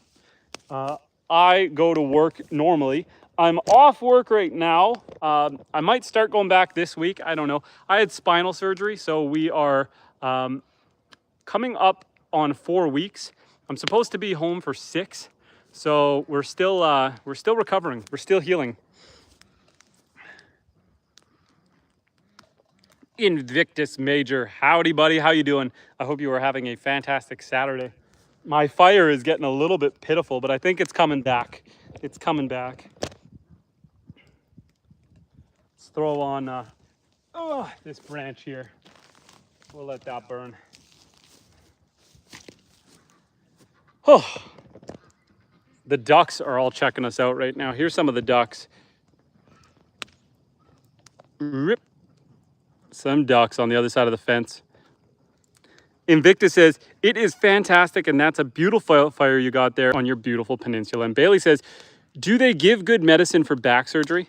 They do, however, so they gave me what's called hydromorphone. It's a high-dose pill of morphine and just Tylenol. I took the morphine 2 days, the first 2 days, because it was really tender where they cut through the muscles. However, after the second day, by day 3, I realized I was in less pain by day 3 than I was pre-surgery, and I wasn't taking painkillers pre-surgery, so why keep taking them? So I stopped taking the painkillers after 2 days. But they're there if I needed them. And Evil 2 Hope said, are you burning the lake next? We can try. I mean, we're not in Alberta, so there's not oil on the lake, so it's nice and clean. I don't know how, it might be hard to catch. Lisa said hi. Hi, Lisa, how you doing? We are just chilling up here, up above the lake.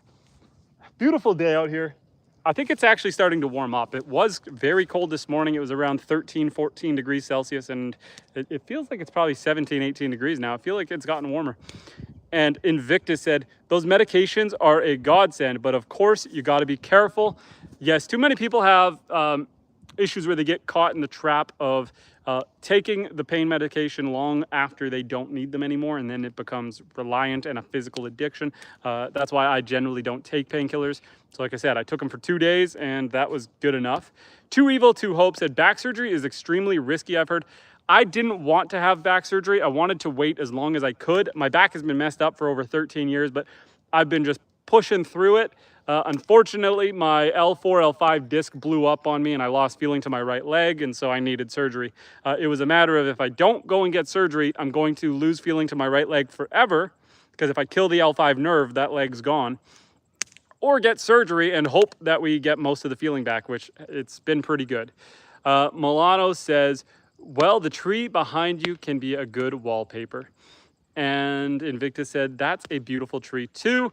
And did you plant that tree or did it come with the land? I mean, I've got 156 acres of forest, so I imagine that tree has always been here. Wouldn't have been planted. These are native species. These two, actually, I'll show you two big trees. So these trees over here is why I named my homestead what I did. So my YouTube channel is called My Wildlife, but my homestead we call White Pines Homestead.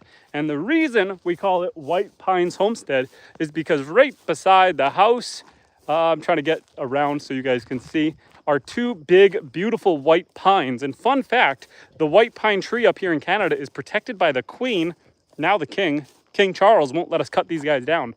So we called these White Pines Homestead because these are two big, beautiful white pine trees.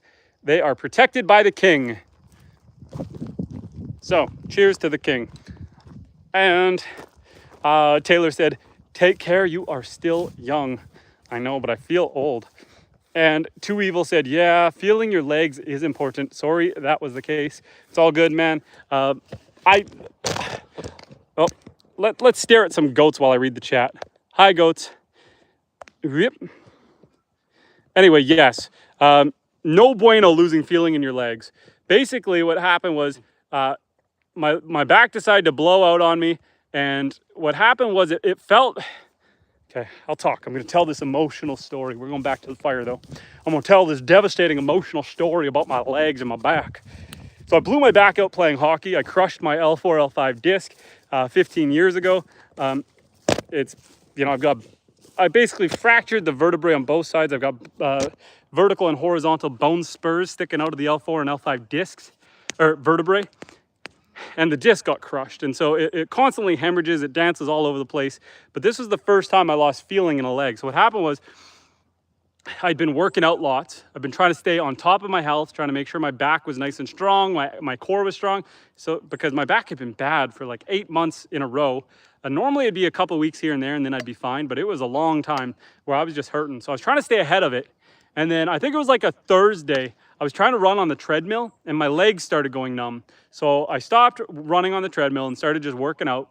And then about 3 days later, my right leg just all of a sudden felt like it was dislocated. If you've ever dislocated a joint before, basically every sensation, it was severe nerve pain and everything was screaming at me saying, don't touch, don't move. Like I had my wife help me to the floor. I lied down on the floor.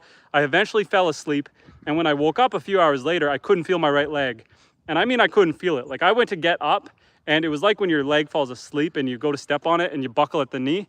I couldn't walk. So my whole leg was asleep for about 15 hours.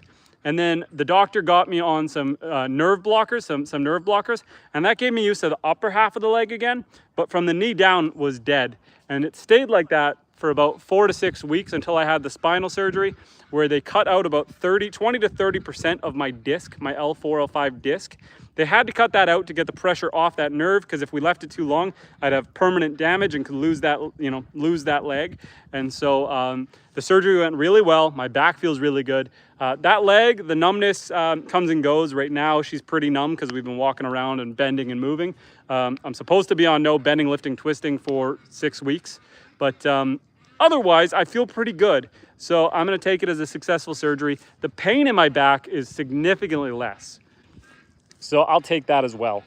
And Frostman says, do you homestead? Yes, I have goats and here's some ducks all over there. They're on the other side of the fence. The goats are hanging out over by the house, underneath the house, getting a little fighty with it. There's another goat over there. She's probably angry that she's still trapped. And people are asking if I'm a cowboy. I do have a cow, so I think that makes me a cowboy.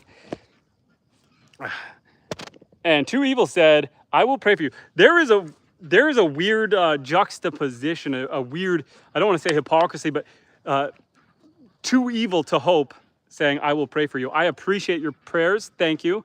That is very kind of you. But it is funny that your name is Too Evil. And Taylor said, hey, Norge. Kevin said, oh. Alter Mental Status said, I make my legs go to sleep on purpose, and then I make myself walk on them. It's probably more fun if you do it on purpose. It's a little more scary when it happens on its own out of nowhere. Not the best thing to have happen. Forest Man said, hi, Sverige. And Kevin says, I want a goat. The goats are awesome. So I've got goats, cows, ducks, rabbits, chickens, had pigs. I don't know if I said it, but I got cows. My favorite animal on the homestead is definitely the goats. They've got personality. They come when you call them. They walk like dogs. I don't know if they'll come right now because of the fire, but Evie, come here, Evie. Evie, Mimi. Come on, guys. Come on. Come on over. Goats. Come here, goats. They're coming. Come on, goaty, goaty, goaty, goaty. Come here. Come here, Orion. Come here, Mimi. Evie. Come here, guys. Come here. Come on over. They're slowly gathering the nerve to come. Come on, guys. Let's go. Come on. I just got to get away from the fire. They do not like the fire. Goats. You guys making me a liar? Are you not going to come over and say hi? You're embarrassing me in front of my friends. Come on, Mimi. Come on. Come on, girl. Slow and surely, here they come. Come on, Mimi. Come on, Basti boy. Like I said, they're a lot like dogs. And Samson said, hello, Mr. Ballin. And Forrestman says, say hi to Norway. Too Evil says, do you have to be careful about what the goats have access to? Not really. I mean, as far as can they break my stuff? Absolutely. But they're pretty hardy. We feed them a very well-balanced diet. They're very well-nourished. And so I don't really have to worry too much. Animals in general are very good about knowing what plants they can and cannot eat. And so it's really a non-issue. So yeah, here they are. They come over like dogs. You can give them head scratches and head pats. They're a really fun animal.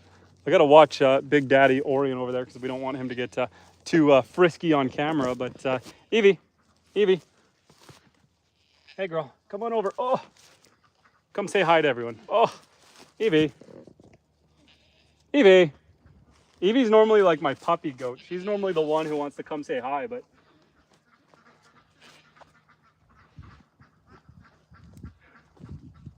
anyway, goats.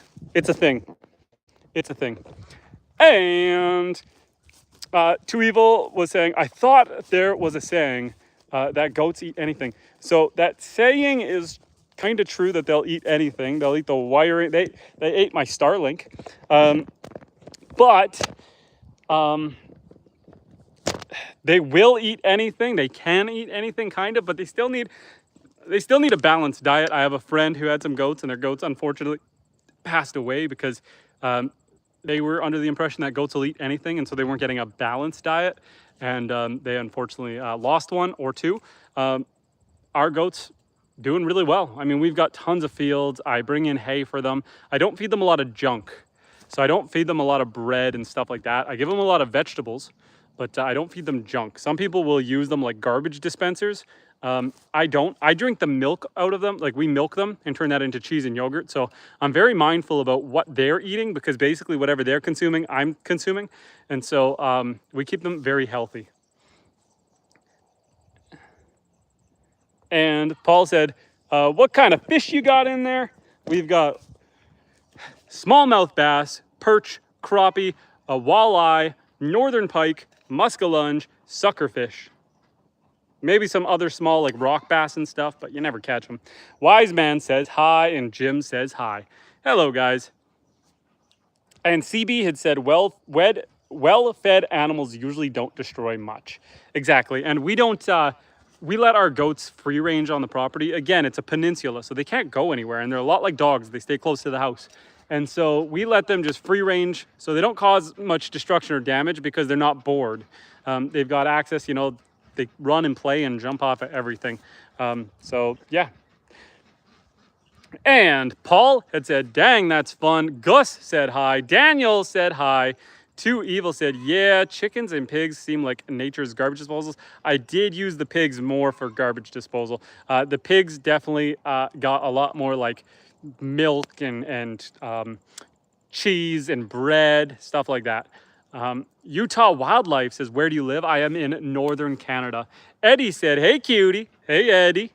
Wiseman said, I'm Charlie. I just changed my name. Well, Charlie Wiseman, how are you doing, buddy? Welcome back to the chat. Daniel says, is that coffee? You bet it is, Daniel.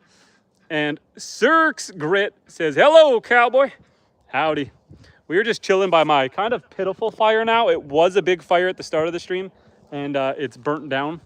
And Paul said, pigs. And Utah says, beautiful place. Thank you. And Paul said, pets are good for human disposal. Just kidding. You meant pigs. Pigs are good for human disposal. Don't get us in trouble. Every once in a while, that smoke blows in my face, and I just get real emotional, and I just start to cry a little, guys. You know, I'm just a very heartfelt, emotional guy. And Daniel says, have you ever been to Alaska? I have not. I have not. So I'm in northern Ontario. I've never been really past Calgary. So I've never been out to British Columbia. I've never been out to Alaska. I would like to go to Alaska one day. I socialize with other people from Alaska here on YouTube, and that's a different crowd, man. It's basically the hardships of what I'm going through ramped up till 10. I'm off grid here. I'm homesteading, but at least I have access to resource. Up there, it's like you just get her done. And Too Evil Dope says, I've done a couple flying fishing trips out of Alberta. I have done flying fishing trips too. It's a lot of fun. EHA says, yeehaw. And Paul says, it was the pigs. The pigs that made me emotional. Gotta step away from that fire for a second. And Daniel says, it's cool there. It is cool and it is cold. It is both. It is a lot of fun out here. We've got the homestead. We got the ducks. We got the chickens, the rabbits, the goats, the pigs. Not anymore. Rest in freezer pieces. And Shawnee Grows, welcome back to the chat, Shawnee. It has been a while. It's been a hot minute. Welcome back to the chat. I hope you have had a fantastic gardening season. Shawnee, can you do me a favor, Shawnee? Have you been busy on YouTube over this last growing season? And we are still growing strong. Have you been posting much on YouTube? And Too Evil says, what is the hardest animal to keep? What is the hardest animal to keep? Oh boy. I'm gonna say cows to start. Cows to start because they need cows need a barn, so you got to build a barn. Cows need really good fencing. They need a lot of acreage. So I'm going to say cows. Cows are probably the hardest to keep. If you have bulls, like I used to have a bull, they can get aggressive. It's a big animal, you know, 1,500 pounds. So my bull started getting aggressive and he started trying to kill me. And so I ate him. I'm going to say cows are probably the hardest animal. Now, you can get exotic with that question. Ostriches are going to be harder to keep than cows. But as far as your typical animals go, the cows. And your quantum reality said, that's the best way to keep a pig in your freezer. And Shawnee says, yes, I am working on 1,000 subscribers. I have had 8 live streams a month, video tours 1 time a month, shorts almost every day. I have 200 flower bulbs to plant next. Just did 5 trees yesterday. Shawnee, couple things. One, guys, if you guys like gardening content, go check out Shawnee. Let's support small creators. Let's start those of us who are just getting our feet under us. So go check out Shawnee Grows. And Shawnee, can you do me a favor? can you comment on any one of my other videos? That way I can find you easier and I can subscribe to you so I can see what you're doing and keep up with your progress. Paul said, the mud. Darius said, not to offend straight men, but you are handsome. Well, thank you, Darius. I appreciate that. Too Evil says, have you ever had a donkey? We are getting a donkey in the spring. Yeah, I've reached out to a couple people and we are on a list to get a donkey in the spring.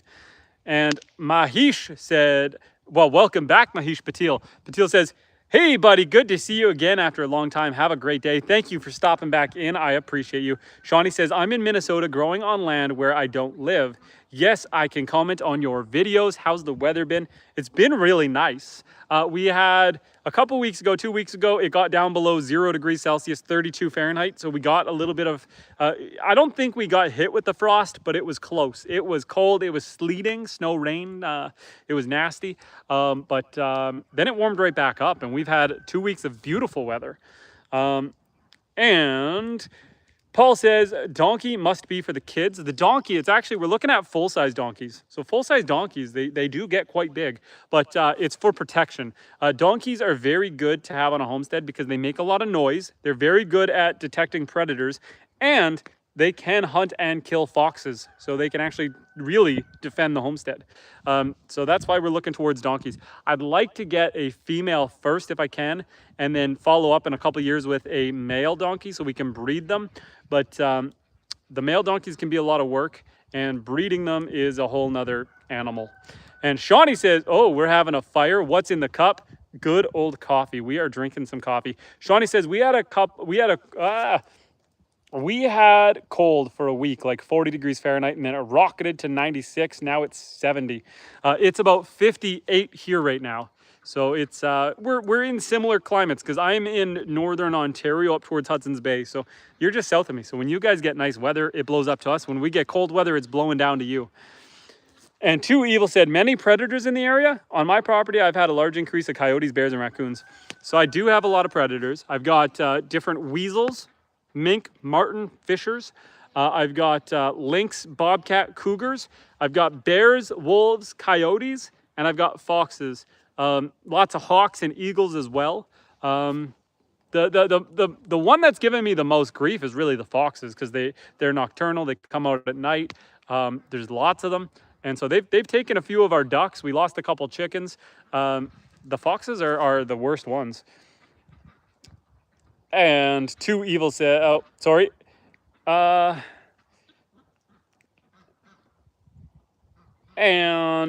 Arvos says, donkeys are goofballs. And Kevin said, I want a donkey.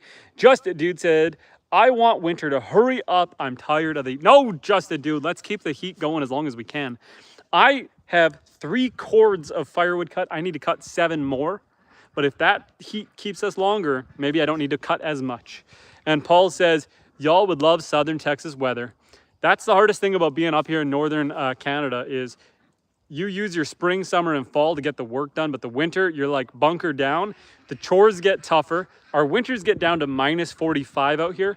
And so it's a lot of work. You're out there, breaking the ice out of the animal water dishes and replacing their water 3-4 times a day. One of my ducks is on the wrong side of the fence. I don't know if he's gonna let me catch him, but we gotta get him back out with his buddies. This Buff Orpington is coming to say hello. Buddy, you're not supposed to be able to get out of that fence. What are you doing, little man? You're on the wrong side of the fence. You gotta go back, buddy. Go back. Go back. You're out. All your friends are on the other side. You gotta squeeze back in. Find it. No, you're not gonna get in over here. This fence is too tight. Oh, squeeze. Yeah, you did it, buddy. Good job, everybody. There we go. I'm here for it. Let's go. And Just Flow Fan says, I have horses. Good for you, my friend. Darius says, do you have any siblings? I have a brother. And Too Evil says, I feel bad for ground nesting birds like grouse and pheasants. Arvis asked how much land. I've got 156 acres. Here's some of my fields, the forest all the way around, and of course the lake. And Paulo said, hello, my friend. Paul said, I see some Canadian geese. There are geese out here, but none right now, my friend. Not here. And ducks do have geeses. What? Paulo said, which country is this? This is Northern Canada. Welcome to Northern Canada. And Jubinga Limbu says hi. Hello. Hello. Poor Faye. She's the only goat that didn't get let out this morning. Hey, Faye, do you want to come out? Let's go let Faye out. Hi, chicken. We're going to go let the goat out. And Pontius, I feel like I need to ignore you, my friend, because, you know, even if I was, what's that have to do with anything? And Paulo said, nice, I'm from Brazil. But in case you were genuinely curious and you genuinely wanted to know, I have a beautiful wife and 5 sons. And Faye, we're going to let you out, girl. Come on out. Oh, Elsa, I didn't know you were in here with her. You can come out too. Okay, at least Faye wasn't alone.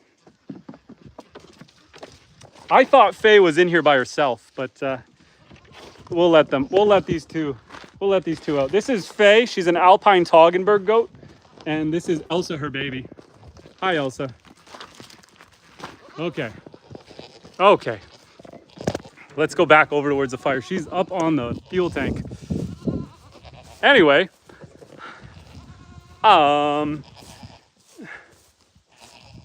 Thomas has changed that water, buddy. Oh, for the ducks. I'm sure I filled it this morning. My wife did, but it gets dirty pretty quick with the ducks. We try to keep them out of the water, but they've got access to fresh water in their other thing, so it's not a big deal. Ducks make the water dirty very fast because they what they do is they'll take some food and then they need to drink some water to chase it back. And so it turns to muck all the time because that's how they eat. It's pretty well unavoidable. And Paul said, sorry, asking if you keep geese. I don't keep any geese. In fact, up here, we're actually allowed to hunt them. And so there's wild geese, but I don't keep any myself. Maybe one day. It's not off the table. Geese are a good protector animal on a homestead. I'm kind of staying away from geese and turkeys right now because sometimes they'll attack young children as well because they don't really know predator from friend.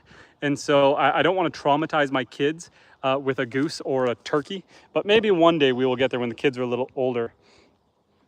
And Paul O said, here we have many fields with ducks. In the lake, we end up getting thousands of ducks. In about another month, there's about 1,000 ducks that'll come migrating into here in October. And Shawnee said, remind me, are you growing your own fodder or feed? Rotational grazing, I imagine. Yeah, so I don't harvest any feed from the fields, but I've got my cow moved out to the back fields right now. And so I just move my cow around from one field to the next. You would think that if you gave a cow access to 30 acres of field, that they would just keep eating the good grass, but they don't. They're very habitual. They'll stay in one area. And so you need to move them from one field over to the next. If you just let them stay in one area, they're going to start getting antsy and they'll want to break out of the fence, but that's, I guess, fenced, but they generally will stick to one area, eat all that grass and start getting rowdy, and you got to move them to a new area. If you just leave the gate open and let them do their own thing, they don't tend to go to the far fields. You need to push them to the far fields. Does that make sense? I'm kind of rambling a little bit. And your quantum reality says you don't keep underpinning on your house, must get cold in the winter. So I do have, you'll see there's one piece of insulation. So what I did last year is I put 2-inch thick foam insulation all the way around. But this year, once my back is healed, I'm going to attach that to some plywood and screw it onto the house and put some ventilation in there. But yeah, I do have to do that. Without that, the first year I was here, I didn't put any insulation down there. And you're right, the floors were like 9 degrees. It was freaking cold in there. And Duster said, it's still confusing that it can be nighttime for me and it's still daytime in the United States. Where are you from, Duster? And Poncha says, I'm gonna, Soldier said, do you hunt geese? And how about Canadian geese? Yes, I do. Canadian geese are the only geese that fly through here. They're considered a migratory bird. You need a federal hunting license. Up here in Canada, there's different licenses for different things, a provincial license or a federal license. So for migratory birds, you have to have a migratory bird license. And yeah, you are absolutely allowed. And Pontus is gone because they're not contributing to the channel, so gotta go. Anyway, for clarity for those who are still here who want to know, I am a dude, I am a guy. I'm a moderate conservative, so I don't have a problem with the LGBTQ stuff. It's not who I am, but I'm not going to kind of play along with someone who's trying to bait me. So, go on. And Soldier said, "Thanks for clarifying." So, anyway, the fire is starting to look a little pathetic. We're almost done with the fire. Paul said, "Sure are protractors. You just have to grab them by the neck fast. Oh boy. And then you're able to tuck them under your arm. Correct with the cow or bulls. Getting out mine made their way to the highway frontage. Protectors, sure are protectors, the geese. You just grab them by the neck fast, then you are able to tuck them under your arm. And correct with the cows or bulls, getting out mine made their way to the highway frontage. So you definitely got to be careful. You, especially as a small homestead like this, and not a commercial farm, you need to be mindful of your cows getting out to roadways. Thankfully, I'm about 3 to 5 miles, somewhere in there, away from the closest roadway. And so when my cows do get out, usually they go to the forest, not down towards the highway.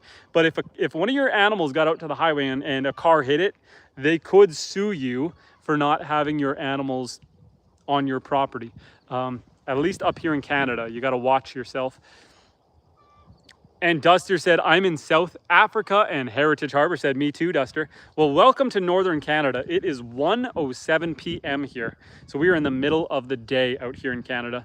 And Paul said, geese, smart man. Duster said, nice, Heritage Harbor. Let's grab our coffee. We've only drank about half our coffee. We are slow today. Soldier said, I live in Minnesota.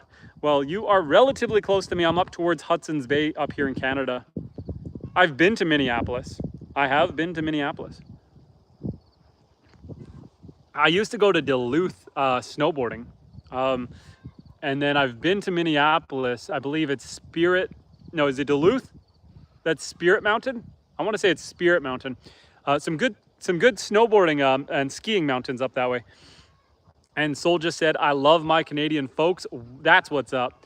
And Duster said, would you ever visit the Cougars National Park here in South Africa? I've never heard of the Cougars National Park. Would I ever go to South Africa? I don't even know. I'm up here in the remote north in northern Canada. When I was younger, I did a lot of traveling. I've been to Spain, Italy, around Europe, Paris, France, that kind of stuff. I've been down to like the Bahamas and Cuba and Texas and Mexico and Florida. So I've done a lot of traveling when I was younger. As I've gotten older, I've obviously got the homestead now. And so for me, I'm more rooted on the property. I don't like to go anywhere. I like to stay up here. I like to stay near the animals.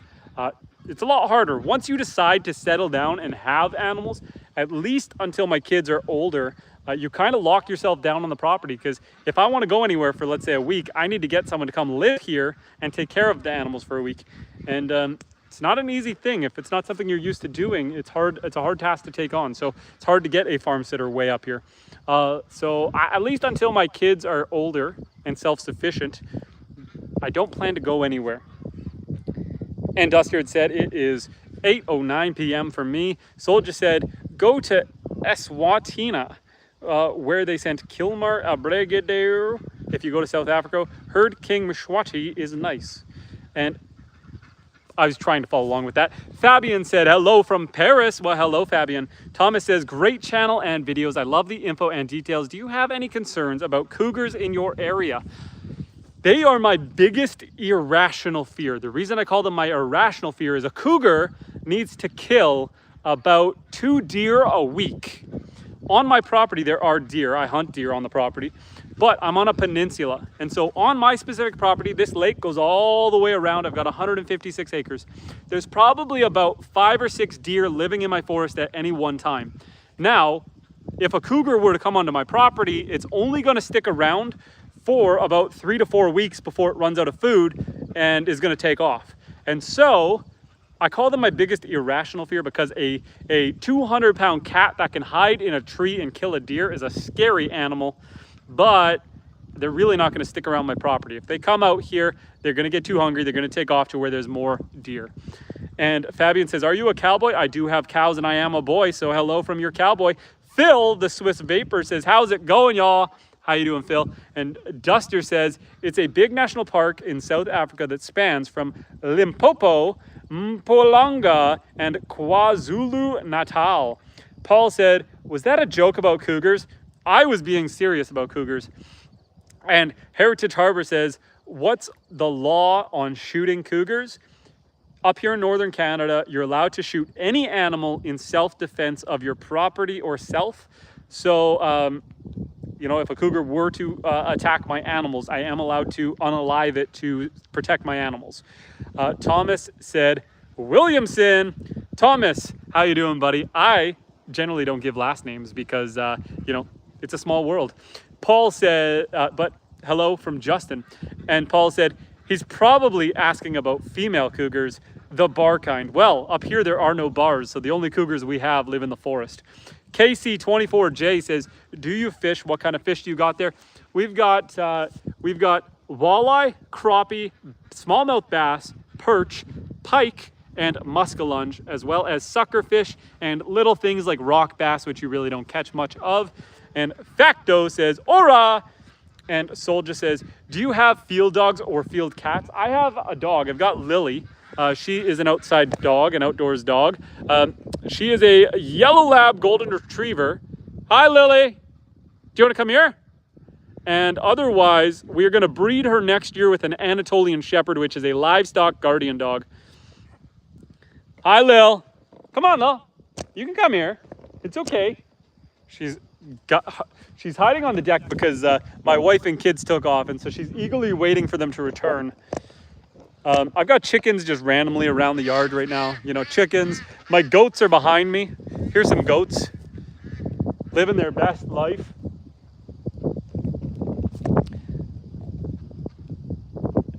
And Thomas said, not a joke. Cougar/mountain lions are making their way into the mid-Canada chasing the deer. Yeah, fun fact.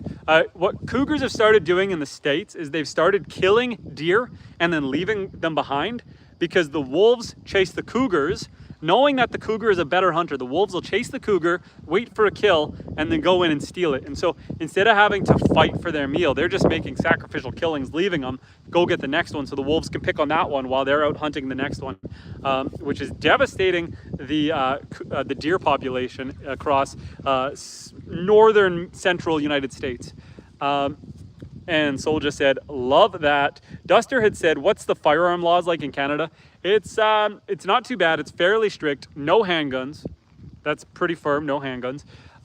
Even if you're on a farm property like this, you have to have your gun locked at all times. It has to have a trigger lock, has to be in a case, a safe.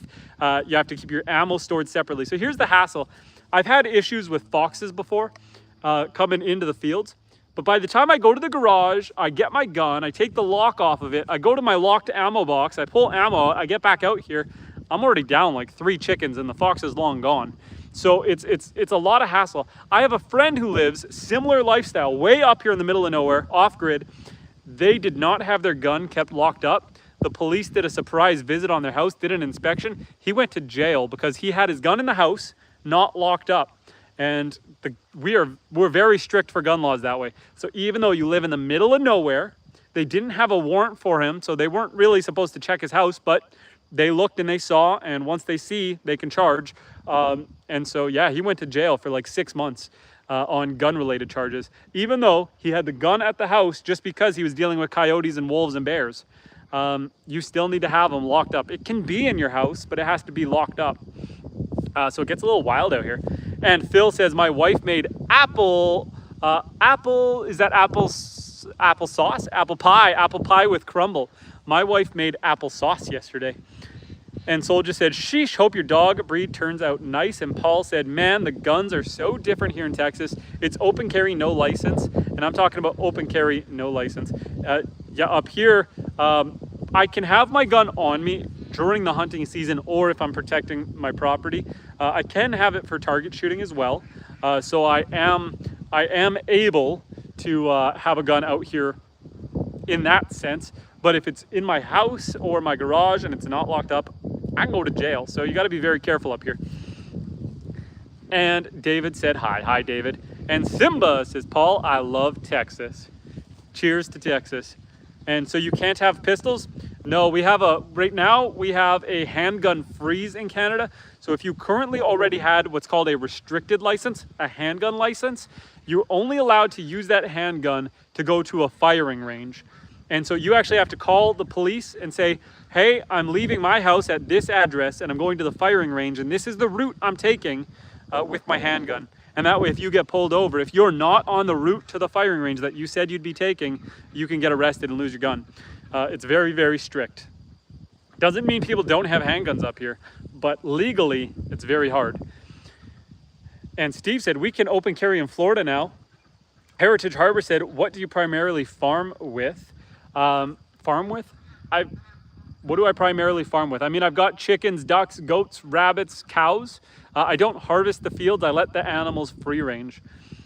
And Cuzzo said, do you smoke grass? I don't. I'm actually stone sober. No drugs or alcohol since 2019. Not a sip, nothing. Not a cigarette, not a beer. I haven't had anything since 2019. So we are 6 weeks. And it's not because I had a problem. What really happened is I have young children. And so I wouldn't drink when my kids were home and I was home. And so really that only meant when I was going on business trips. So when I go on business trips, I'd have drinks with the boys. But what ended up happening is the big COVID happened. And once COVID happened, I stopped going on business trips because for a couple of years, everything shut down. And whoa, Kuzo sending out 5 My Wildlife gift memberships. Congratulations, Simba, Dawn, Callie, and the Sage Bear and Xavier. Thank you for that, Kuzo. I appreciate that gift. Thank you. And so once COVID happened, everything shut down. I decided to stop drinking at that point. And because it lasted so long, by the time things reopened, I hadn't drank in over 2 years. And so I just stopped drinking forever. And for me, I'm like, you know what? I'm healthier. I'm more fit. It saves me money. It's the moral kind of thing to do. Like a drink I never had a problem with, but excessive inebriation, you know? So yeah, I haven't drank anything in 6 years and I don't plan to start. And Duster said, what are the knife laws? So the knife laws is you're not allowed to have a fixed blade on you in public that is larger than, I believe it's 6 inches without reason. And when I say reason, I mean you can have a fillet knife on you if you are fishing, but you cannot have a fillet knife on you if you're going to a mall. So you're not allowed to have what do you call them? The knives that extend out, the hidden blades. Not allowed to have those. You aren't allowed to, you're not allowed things like throwing knives or ninja stars. Those are prohibited, things like that. And Denny says, Brokeback Mountain looking, you know what's funny? I was reflecting on this because having a cowboy hat, people say Brokeback Mountain all the time. I had spinal surgery 4 weeks ago. So I literally was broke back. Fun fact. Duster said, what happens if you forget that you had the knife on you? That has happened. I actually went through the US-Canadian border with a large knife on my hip. I had it on a belt and I'd gone hunting on the Canadian side of the border, and then some buddies wanted to travel across the border to the States. This is when I lived further south. And so I was like, sure. So we hopped in my truck and we started driving. We got to the border. They called us into the border patrol for an inspection. As I was walking in, I realized I had this big honking knife on my belt. They just made me take it off, you know, set it on there, hands up. They checked my pockets, made sure I had nothing else, and then we were good. They were cool. they were cool about it. You know, if you're not in an aggressive scenario, if there's no real intent, generally you're okay. But you don't want to roll up in that situation by accident. And Paul said, probably no spring-loaded knives. No spring-loaded knives. You're not allowed that. Weston Doll says, hi. Hey, Weston, how you doing?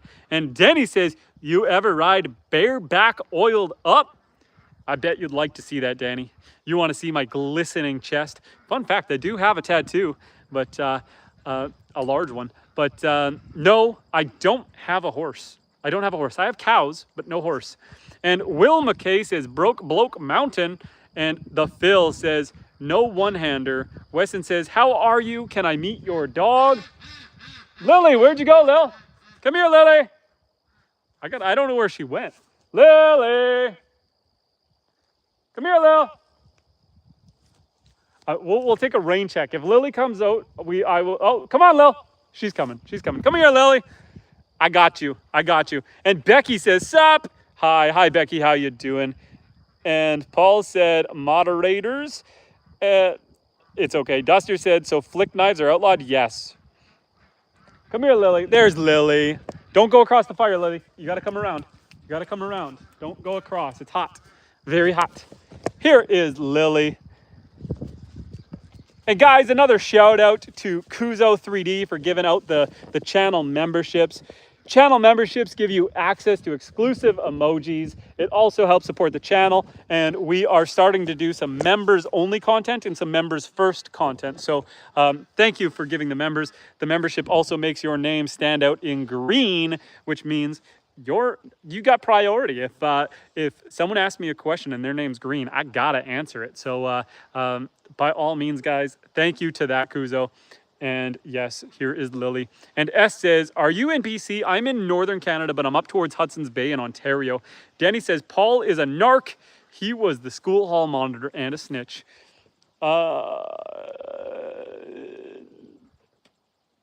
Which Paul are you talking about, my friend?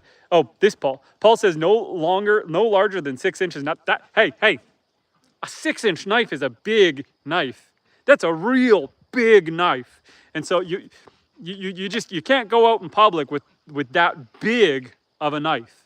Okay? I'm just playing with you guys. But it's true. And Denny, keep it chill here, man. I know I'm playing with you, but let's keep it chill. And Paul said, no, I was actually a police officer, not a monitor. So I guess you're correct that I guess really not that silly after all. Well, cheers, Paul. Paul, where are you from, Paul? You're down in the States? Are you in America? And S says Muskoka. I'm not in Muskoka. I'm actually further than that, but I can't give you too much details, S, because if I told you where I lived, I'd have people randomly showing up because there's nobody out here. So I've got young children. So yeah, we generally stay away from that. And S says, all good, just looks like home. Too Evil to Hope says, people in the chat just got to create drama for no reason. And Ali says, hi. Hog says, what's for dinner? You know, Hog Slayer, I have to pull out some meat. My wife told me to pull out some meat for dinner. So either I will have some pork or some steak. You guys decide. Should I be eating pork for dinner, steak for dinner, chickens, ducks, or rabbits? What kind of meat should I pull out for dinner?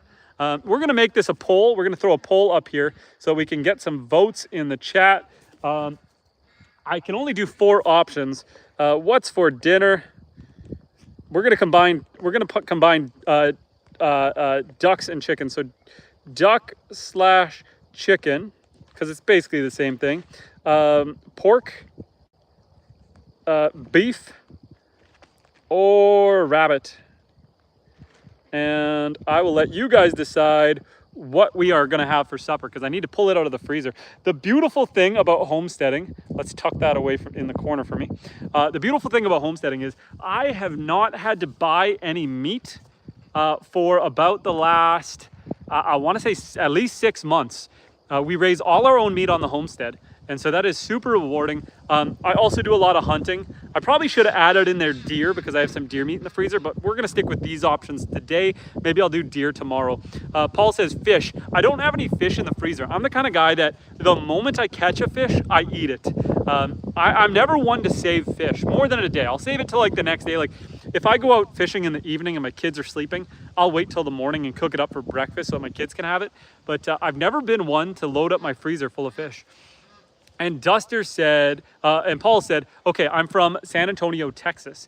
And Duster said, what's the snake situation up there in Canada? So one of the beautiful things about being up here in the far north in Canada is it's too cold to have any dangerous snakes. We have some king snakes, but mostly garter snakes. These garter snakes, the biggest I've caught on the property, I have a YouTube short about it, was like 5 feet long. So I caught a 5 foot long, big freaking snake, but they're harmless. They can't really bite you. They're not poisonous, no venom. And so generally nice and safe.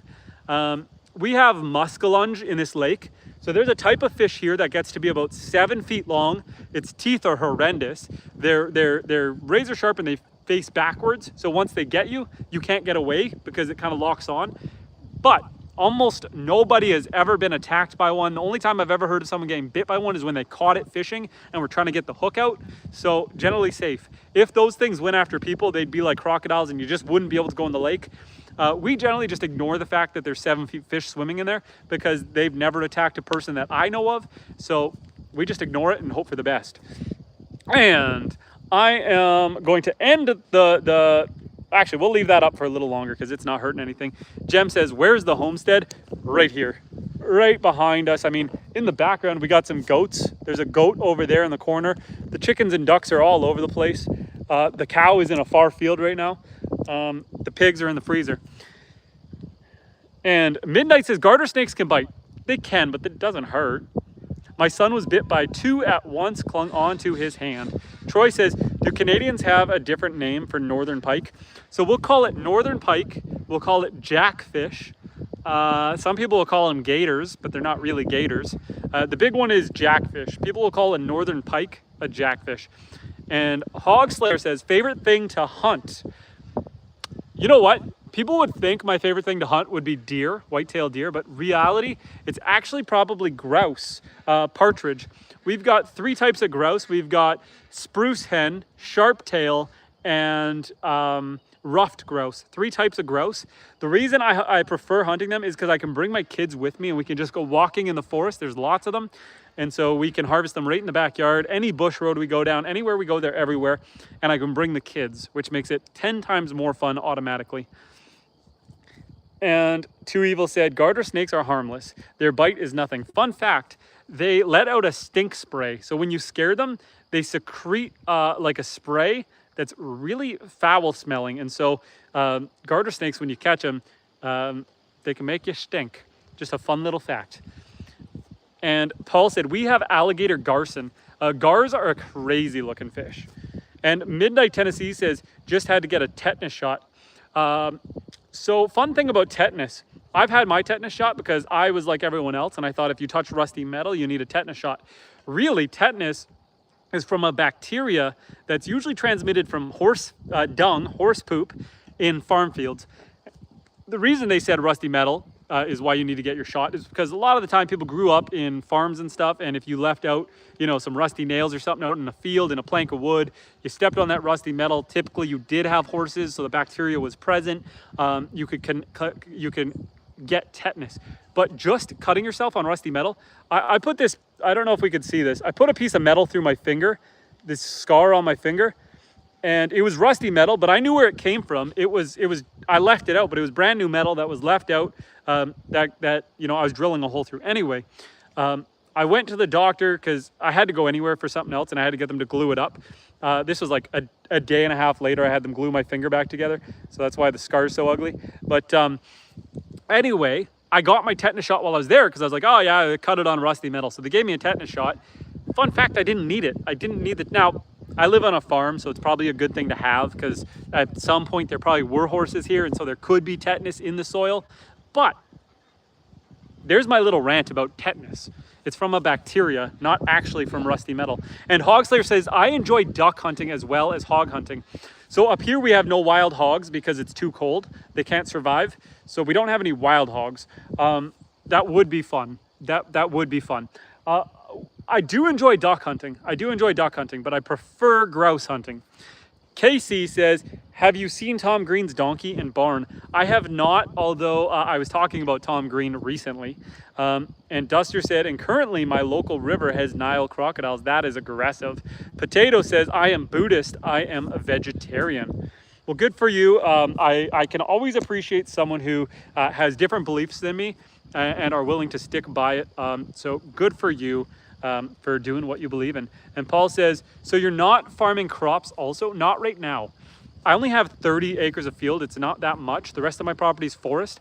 I do a ton of mushroom foraging, like a lot of mushroom foraging, because that just grows naturally in the forest. I did start an apple orchard. So I planted apple trees, pear trees, plum trees, elderberry bushes.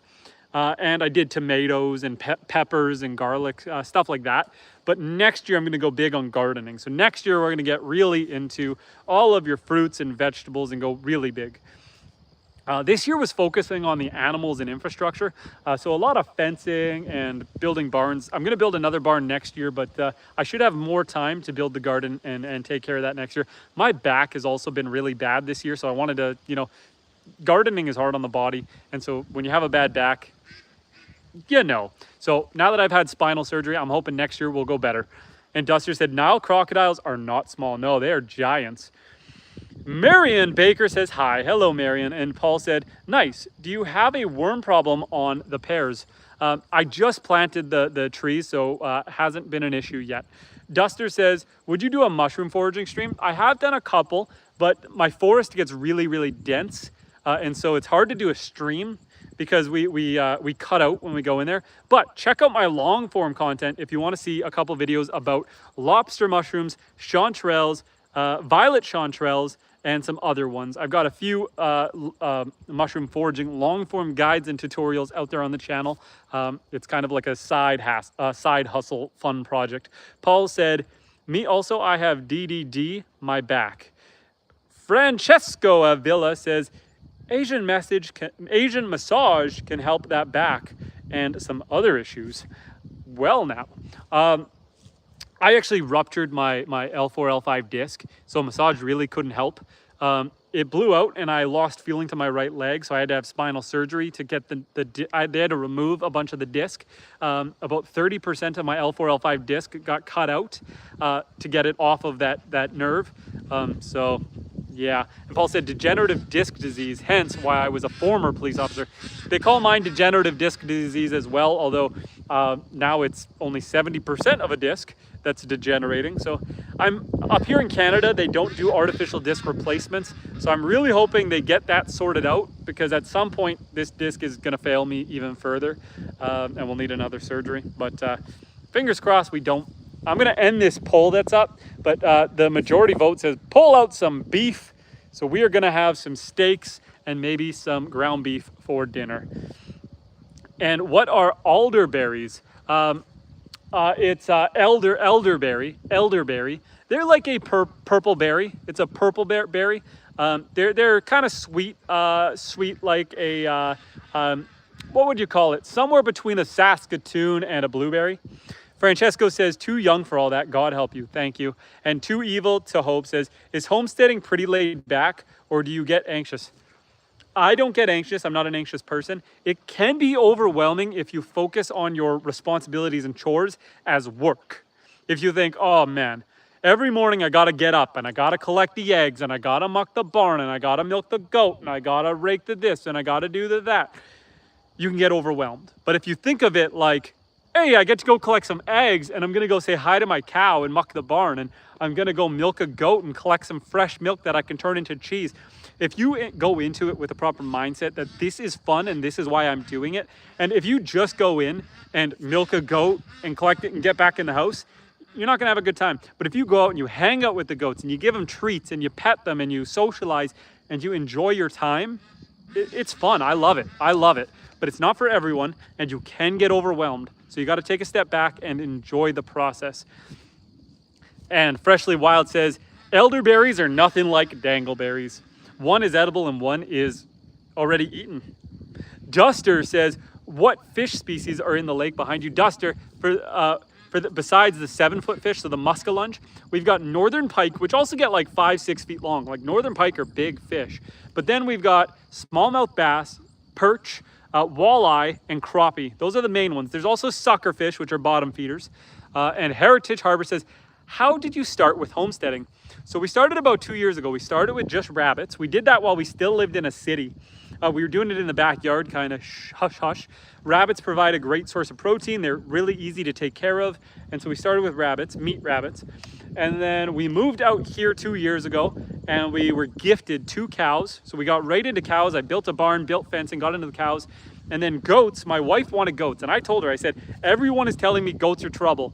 If we get goats and I don't like them, just know that I'm gonna eat them. We started with 2, now we're up to 9. We've had 10, 11, 12. And so if that tells you anything, I really like the goats. From there, it was an easy transition to ducks. I like ducks, they're a great animal. Because I was doing ducks, someone gifted me a bunch of chickens. So now I got chickens. I wanted to do pigs. This year I just did seasonal pigs because I didn't know if I was gonna like them. And I loved them, so we have now butchered them. And I'm sad to see them gone. And so next year I'm gonna do breeding pigs. So we're gonna do pigs year round. From there, we're gonna get donkeys and we're just gonna keep going. The homestead is growing fast. I lived in a city. What really got me into it was the big COVID. Grocery stores started having, up here in Northern Canada, we started having a shortage of food. Social services were getting shut down. You couldn't go to the parks. You couldn't go to the recreational facilities. You couldn't do a lot. And so all the reasons I wanted to be in town, to go to the pool, to go to the library, to go to the parks, they all got shut down. It made me very frustrated, and it was from there it was easy to get out of the city and into the middle of nowhere. And I mean, how awesome is it that we got goats walking behind us right now? And Paul said, my L5 down to my L1 are from wear and tear, and the last disc that connects to your pelvis is gone. I'm 37. Paul, I am sorry to hear that. Was a lot of that from police work that destroyed your discs? Freshly said, let's get to 100 likes. Guys, double click. Let's get that to 100 likes. I got to check. I am down to 10% battery. So we've got about 10 minutes left in this live stream. Maybe 5 minutes before I'm going to end this. So try to give us those last 3 likes before we end it. Duster said, is there any shellfish? So we do have in the lake here some crayfish and some freshwater oysters. Clams, I guess, clams. I eat shellfish. I actually have some crayfish or crawfish. So I have a couple of YouTube videos where I've eaten crawfish on it. They're really good. They're fun. They're good. Hogslayer says, no lie, I had the same L5 and L6 hernia disc. I had to have surgery. Couldn't feel my right leg. Most painful thing I've ever had 6 months before I got surgery. If you can raise pigs, let some go feral. Up here, they would die. 100 likes. Thank you, guys. Pigs can't survive out here in Northern Canada, kind of below minus 15 Celsius. It gets down to minus 45 Celsius. It gets way too cold. So that's why we don't have feral pigs. Now, I raise mine in the forest. So here's where I raised the pigs in this section. You can see how much they cleared the land. They were in about a half an acre, so it goes way back in there. So I gave them a big area of land, electric fenced it in. Now, when I was training them to the electric fence, it took about 10 days. There were a few times they got out and I had to get them back in until I finally got them trained to it. But if they had gotten out and I couldn't get them back in, raising them as feral pigs was really what was going to happen. I was going to have to hunt them, but they wouldn't have survived the winter otherwise. And Too Evil to Hope says, are animals expensive to purchase? They can be. Chickens are about $3 to $5 per day-old chick, which isn't bad. But then you still got to raise them and feed them. Goats are about $150 to $250 per goat. A heifer, a same-year heifer, like a 6-month-old cow, is about $3,000. A donkey, a 6-month-old donkey, is about $2,500. And so, yeah, it does get expensive to get the animals. But if you're breeding them like I do, you get a return on investment when you resell them. So, you know, and then also, your food is all covered, all your food is free, etc., etc. And Paul said, yeah, that, and I used to be a psychiatric nursing assistant, basically the guys that would restrain the patients that are criminally insane unit. So it was a restraint every day on those hospital floors. Yeah, that could hurt your back for sure. And Clinton said, we got plenty of papas in Missouri. Duster said, crayfish get pretty big in SA. And the Sage Bear says, and Hog Slayer says, need some Russian boar. And TH Outdoors says, hi. Well, guys, we have been streaming for 143 minutes. This has been a fantastic stream. I appreciate all of you guys for coming out here and saying hi.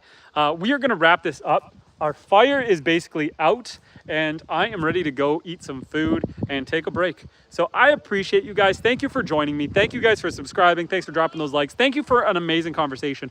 We are out here live streaming about 3 to 5 days a week. And so if you guys want to continue this conversation and have more conversations going forward, if you haven't already, subscribe and check out my shorts and long form content. We're putting out all the content, but we are often live streaming. So feel free to come back when you see me live next. I appreciate you guys. Take care, and we will chat again later. Great to meet you all as well. God bless. Take care, guys.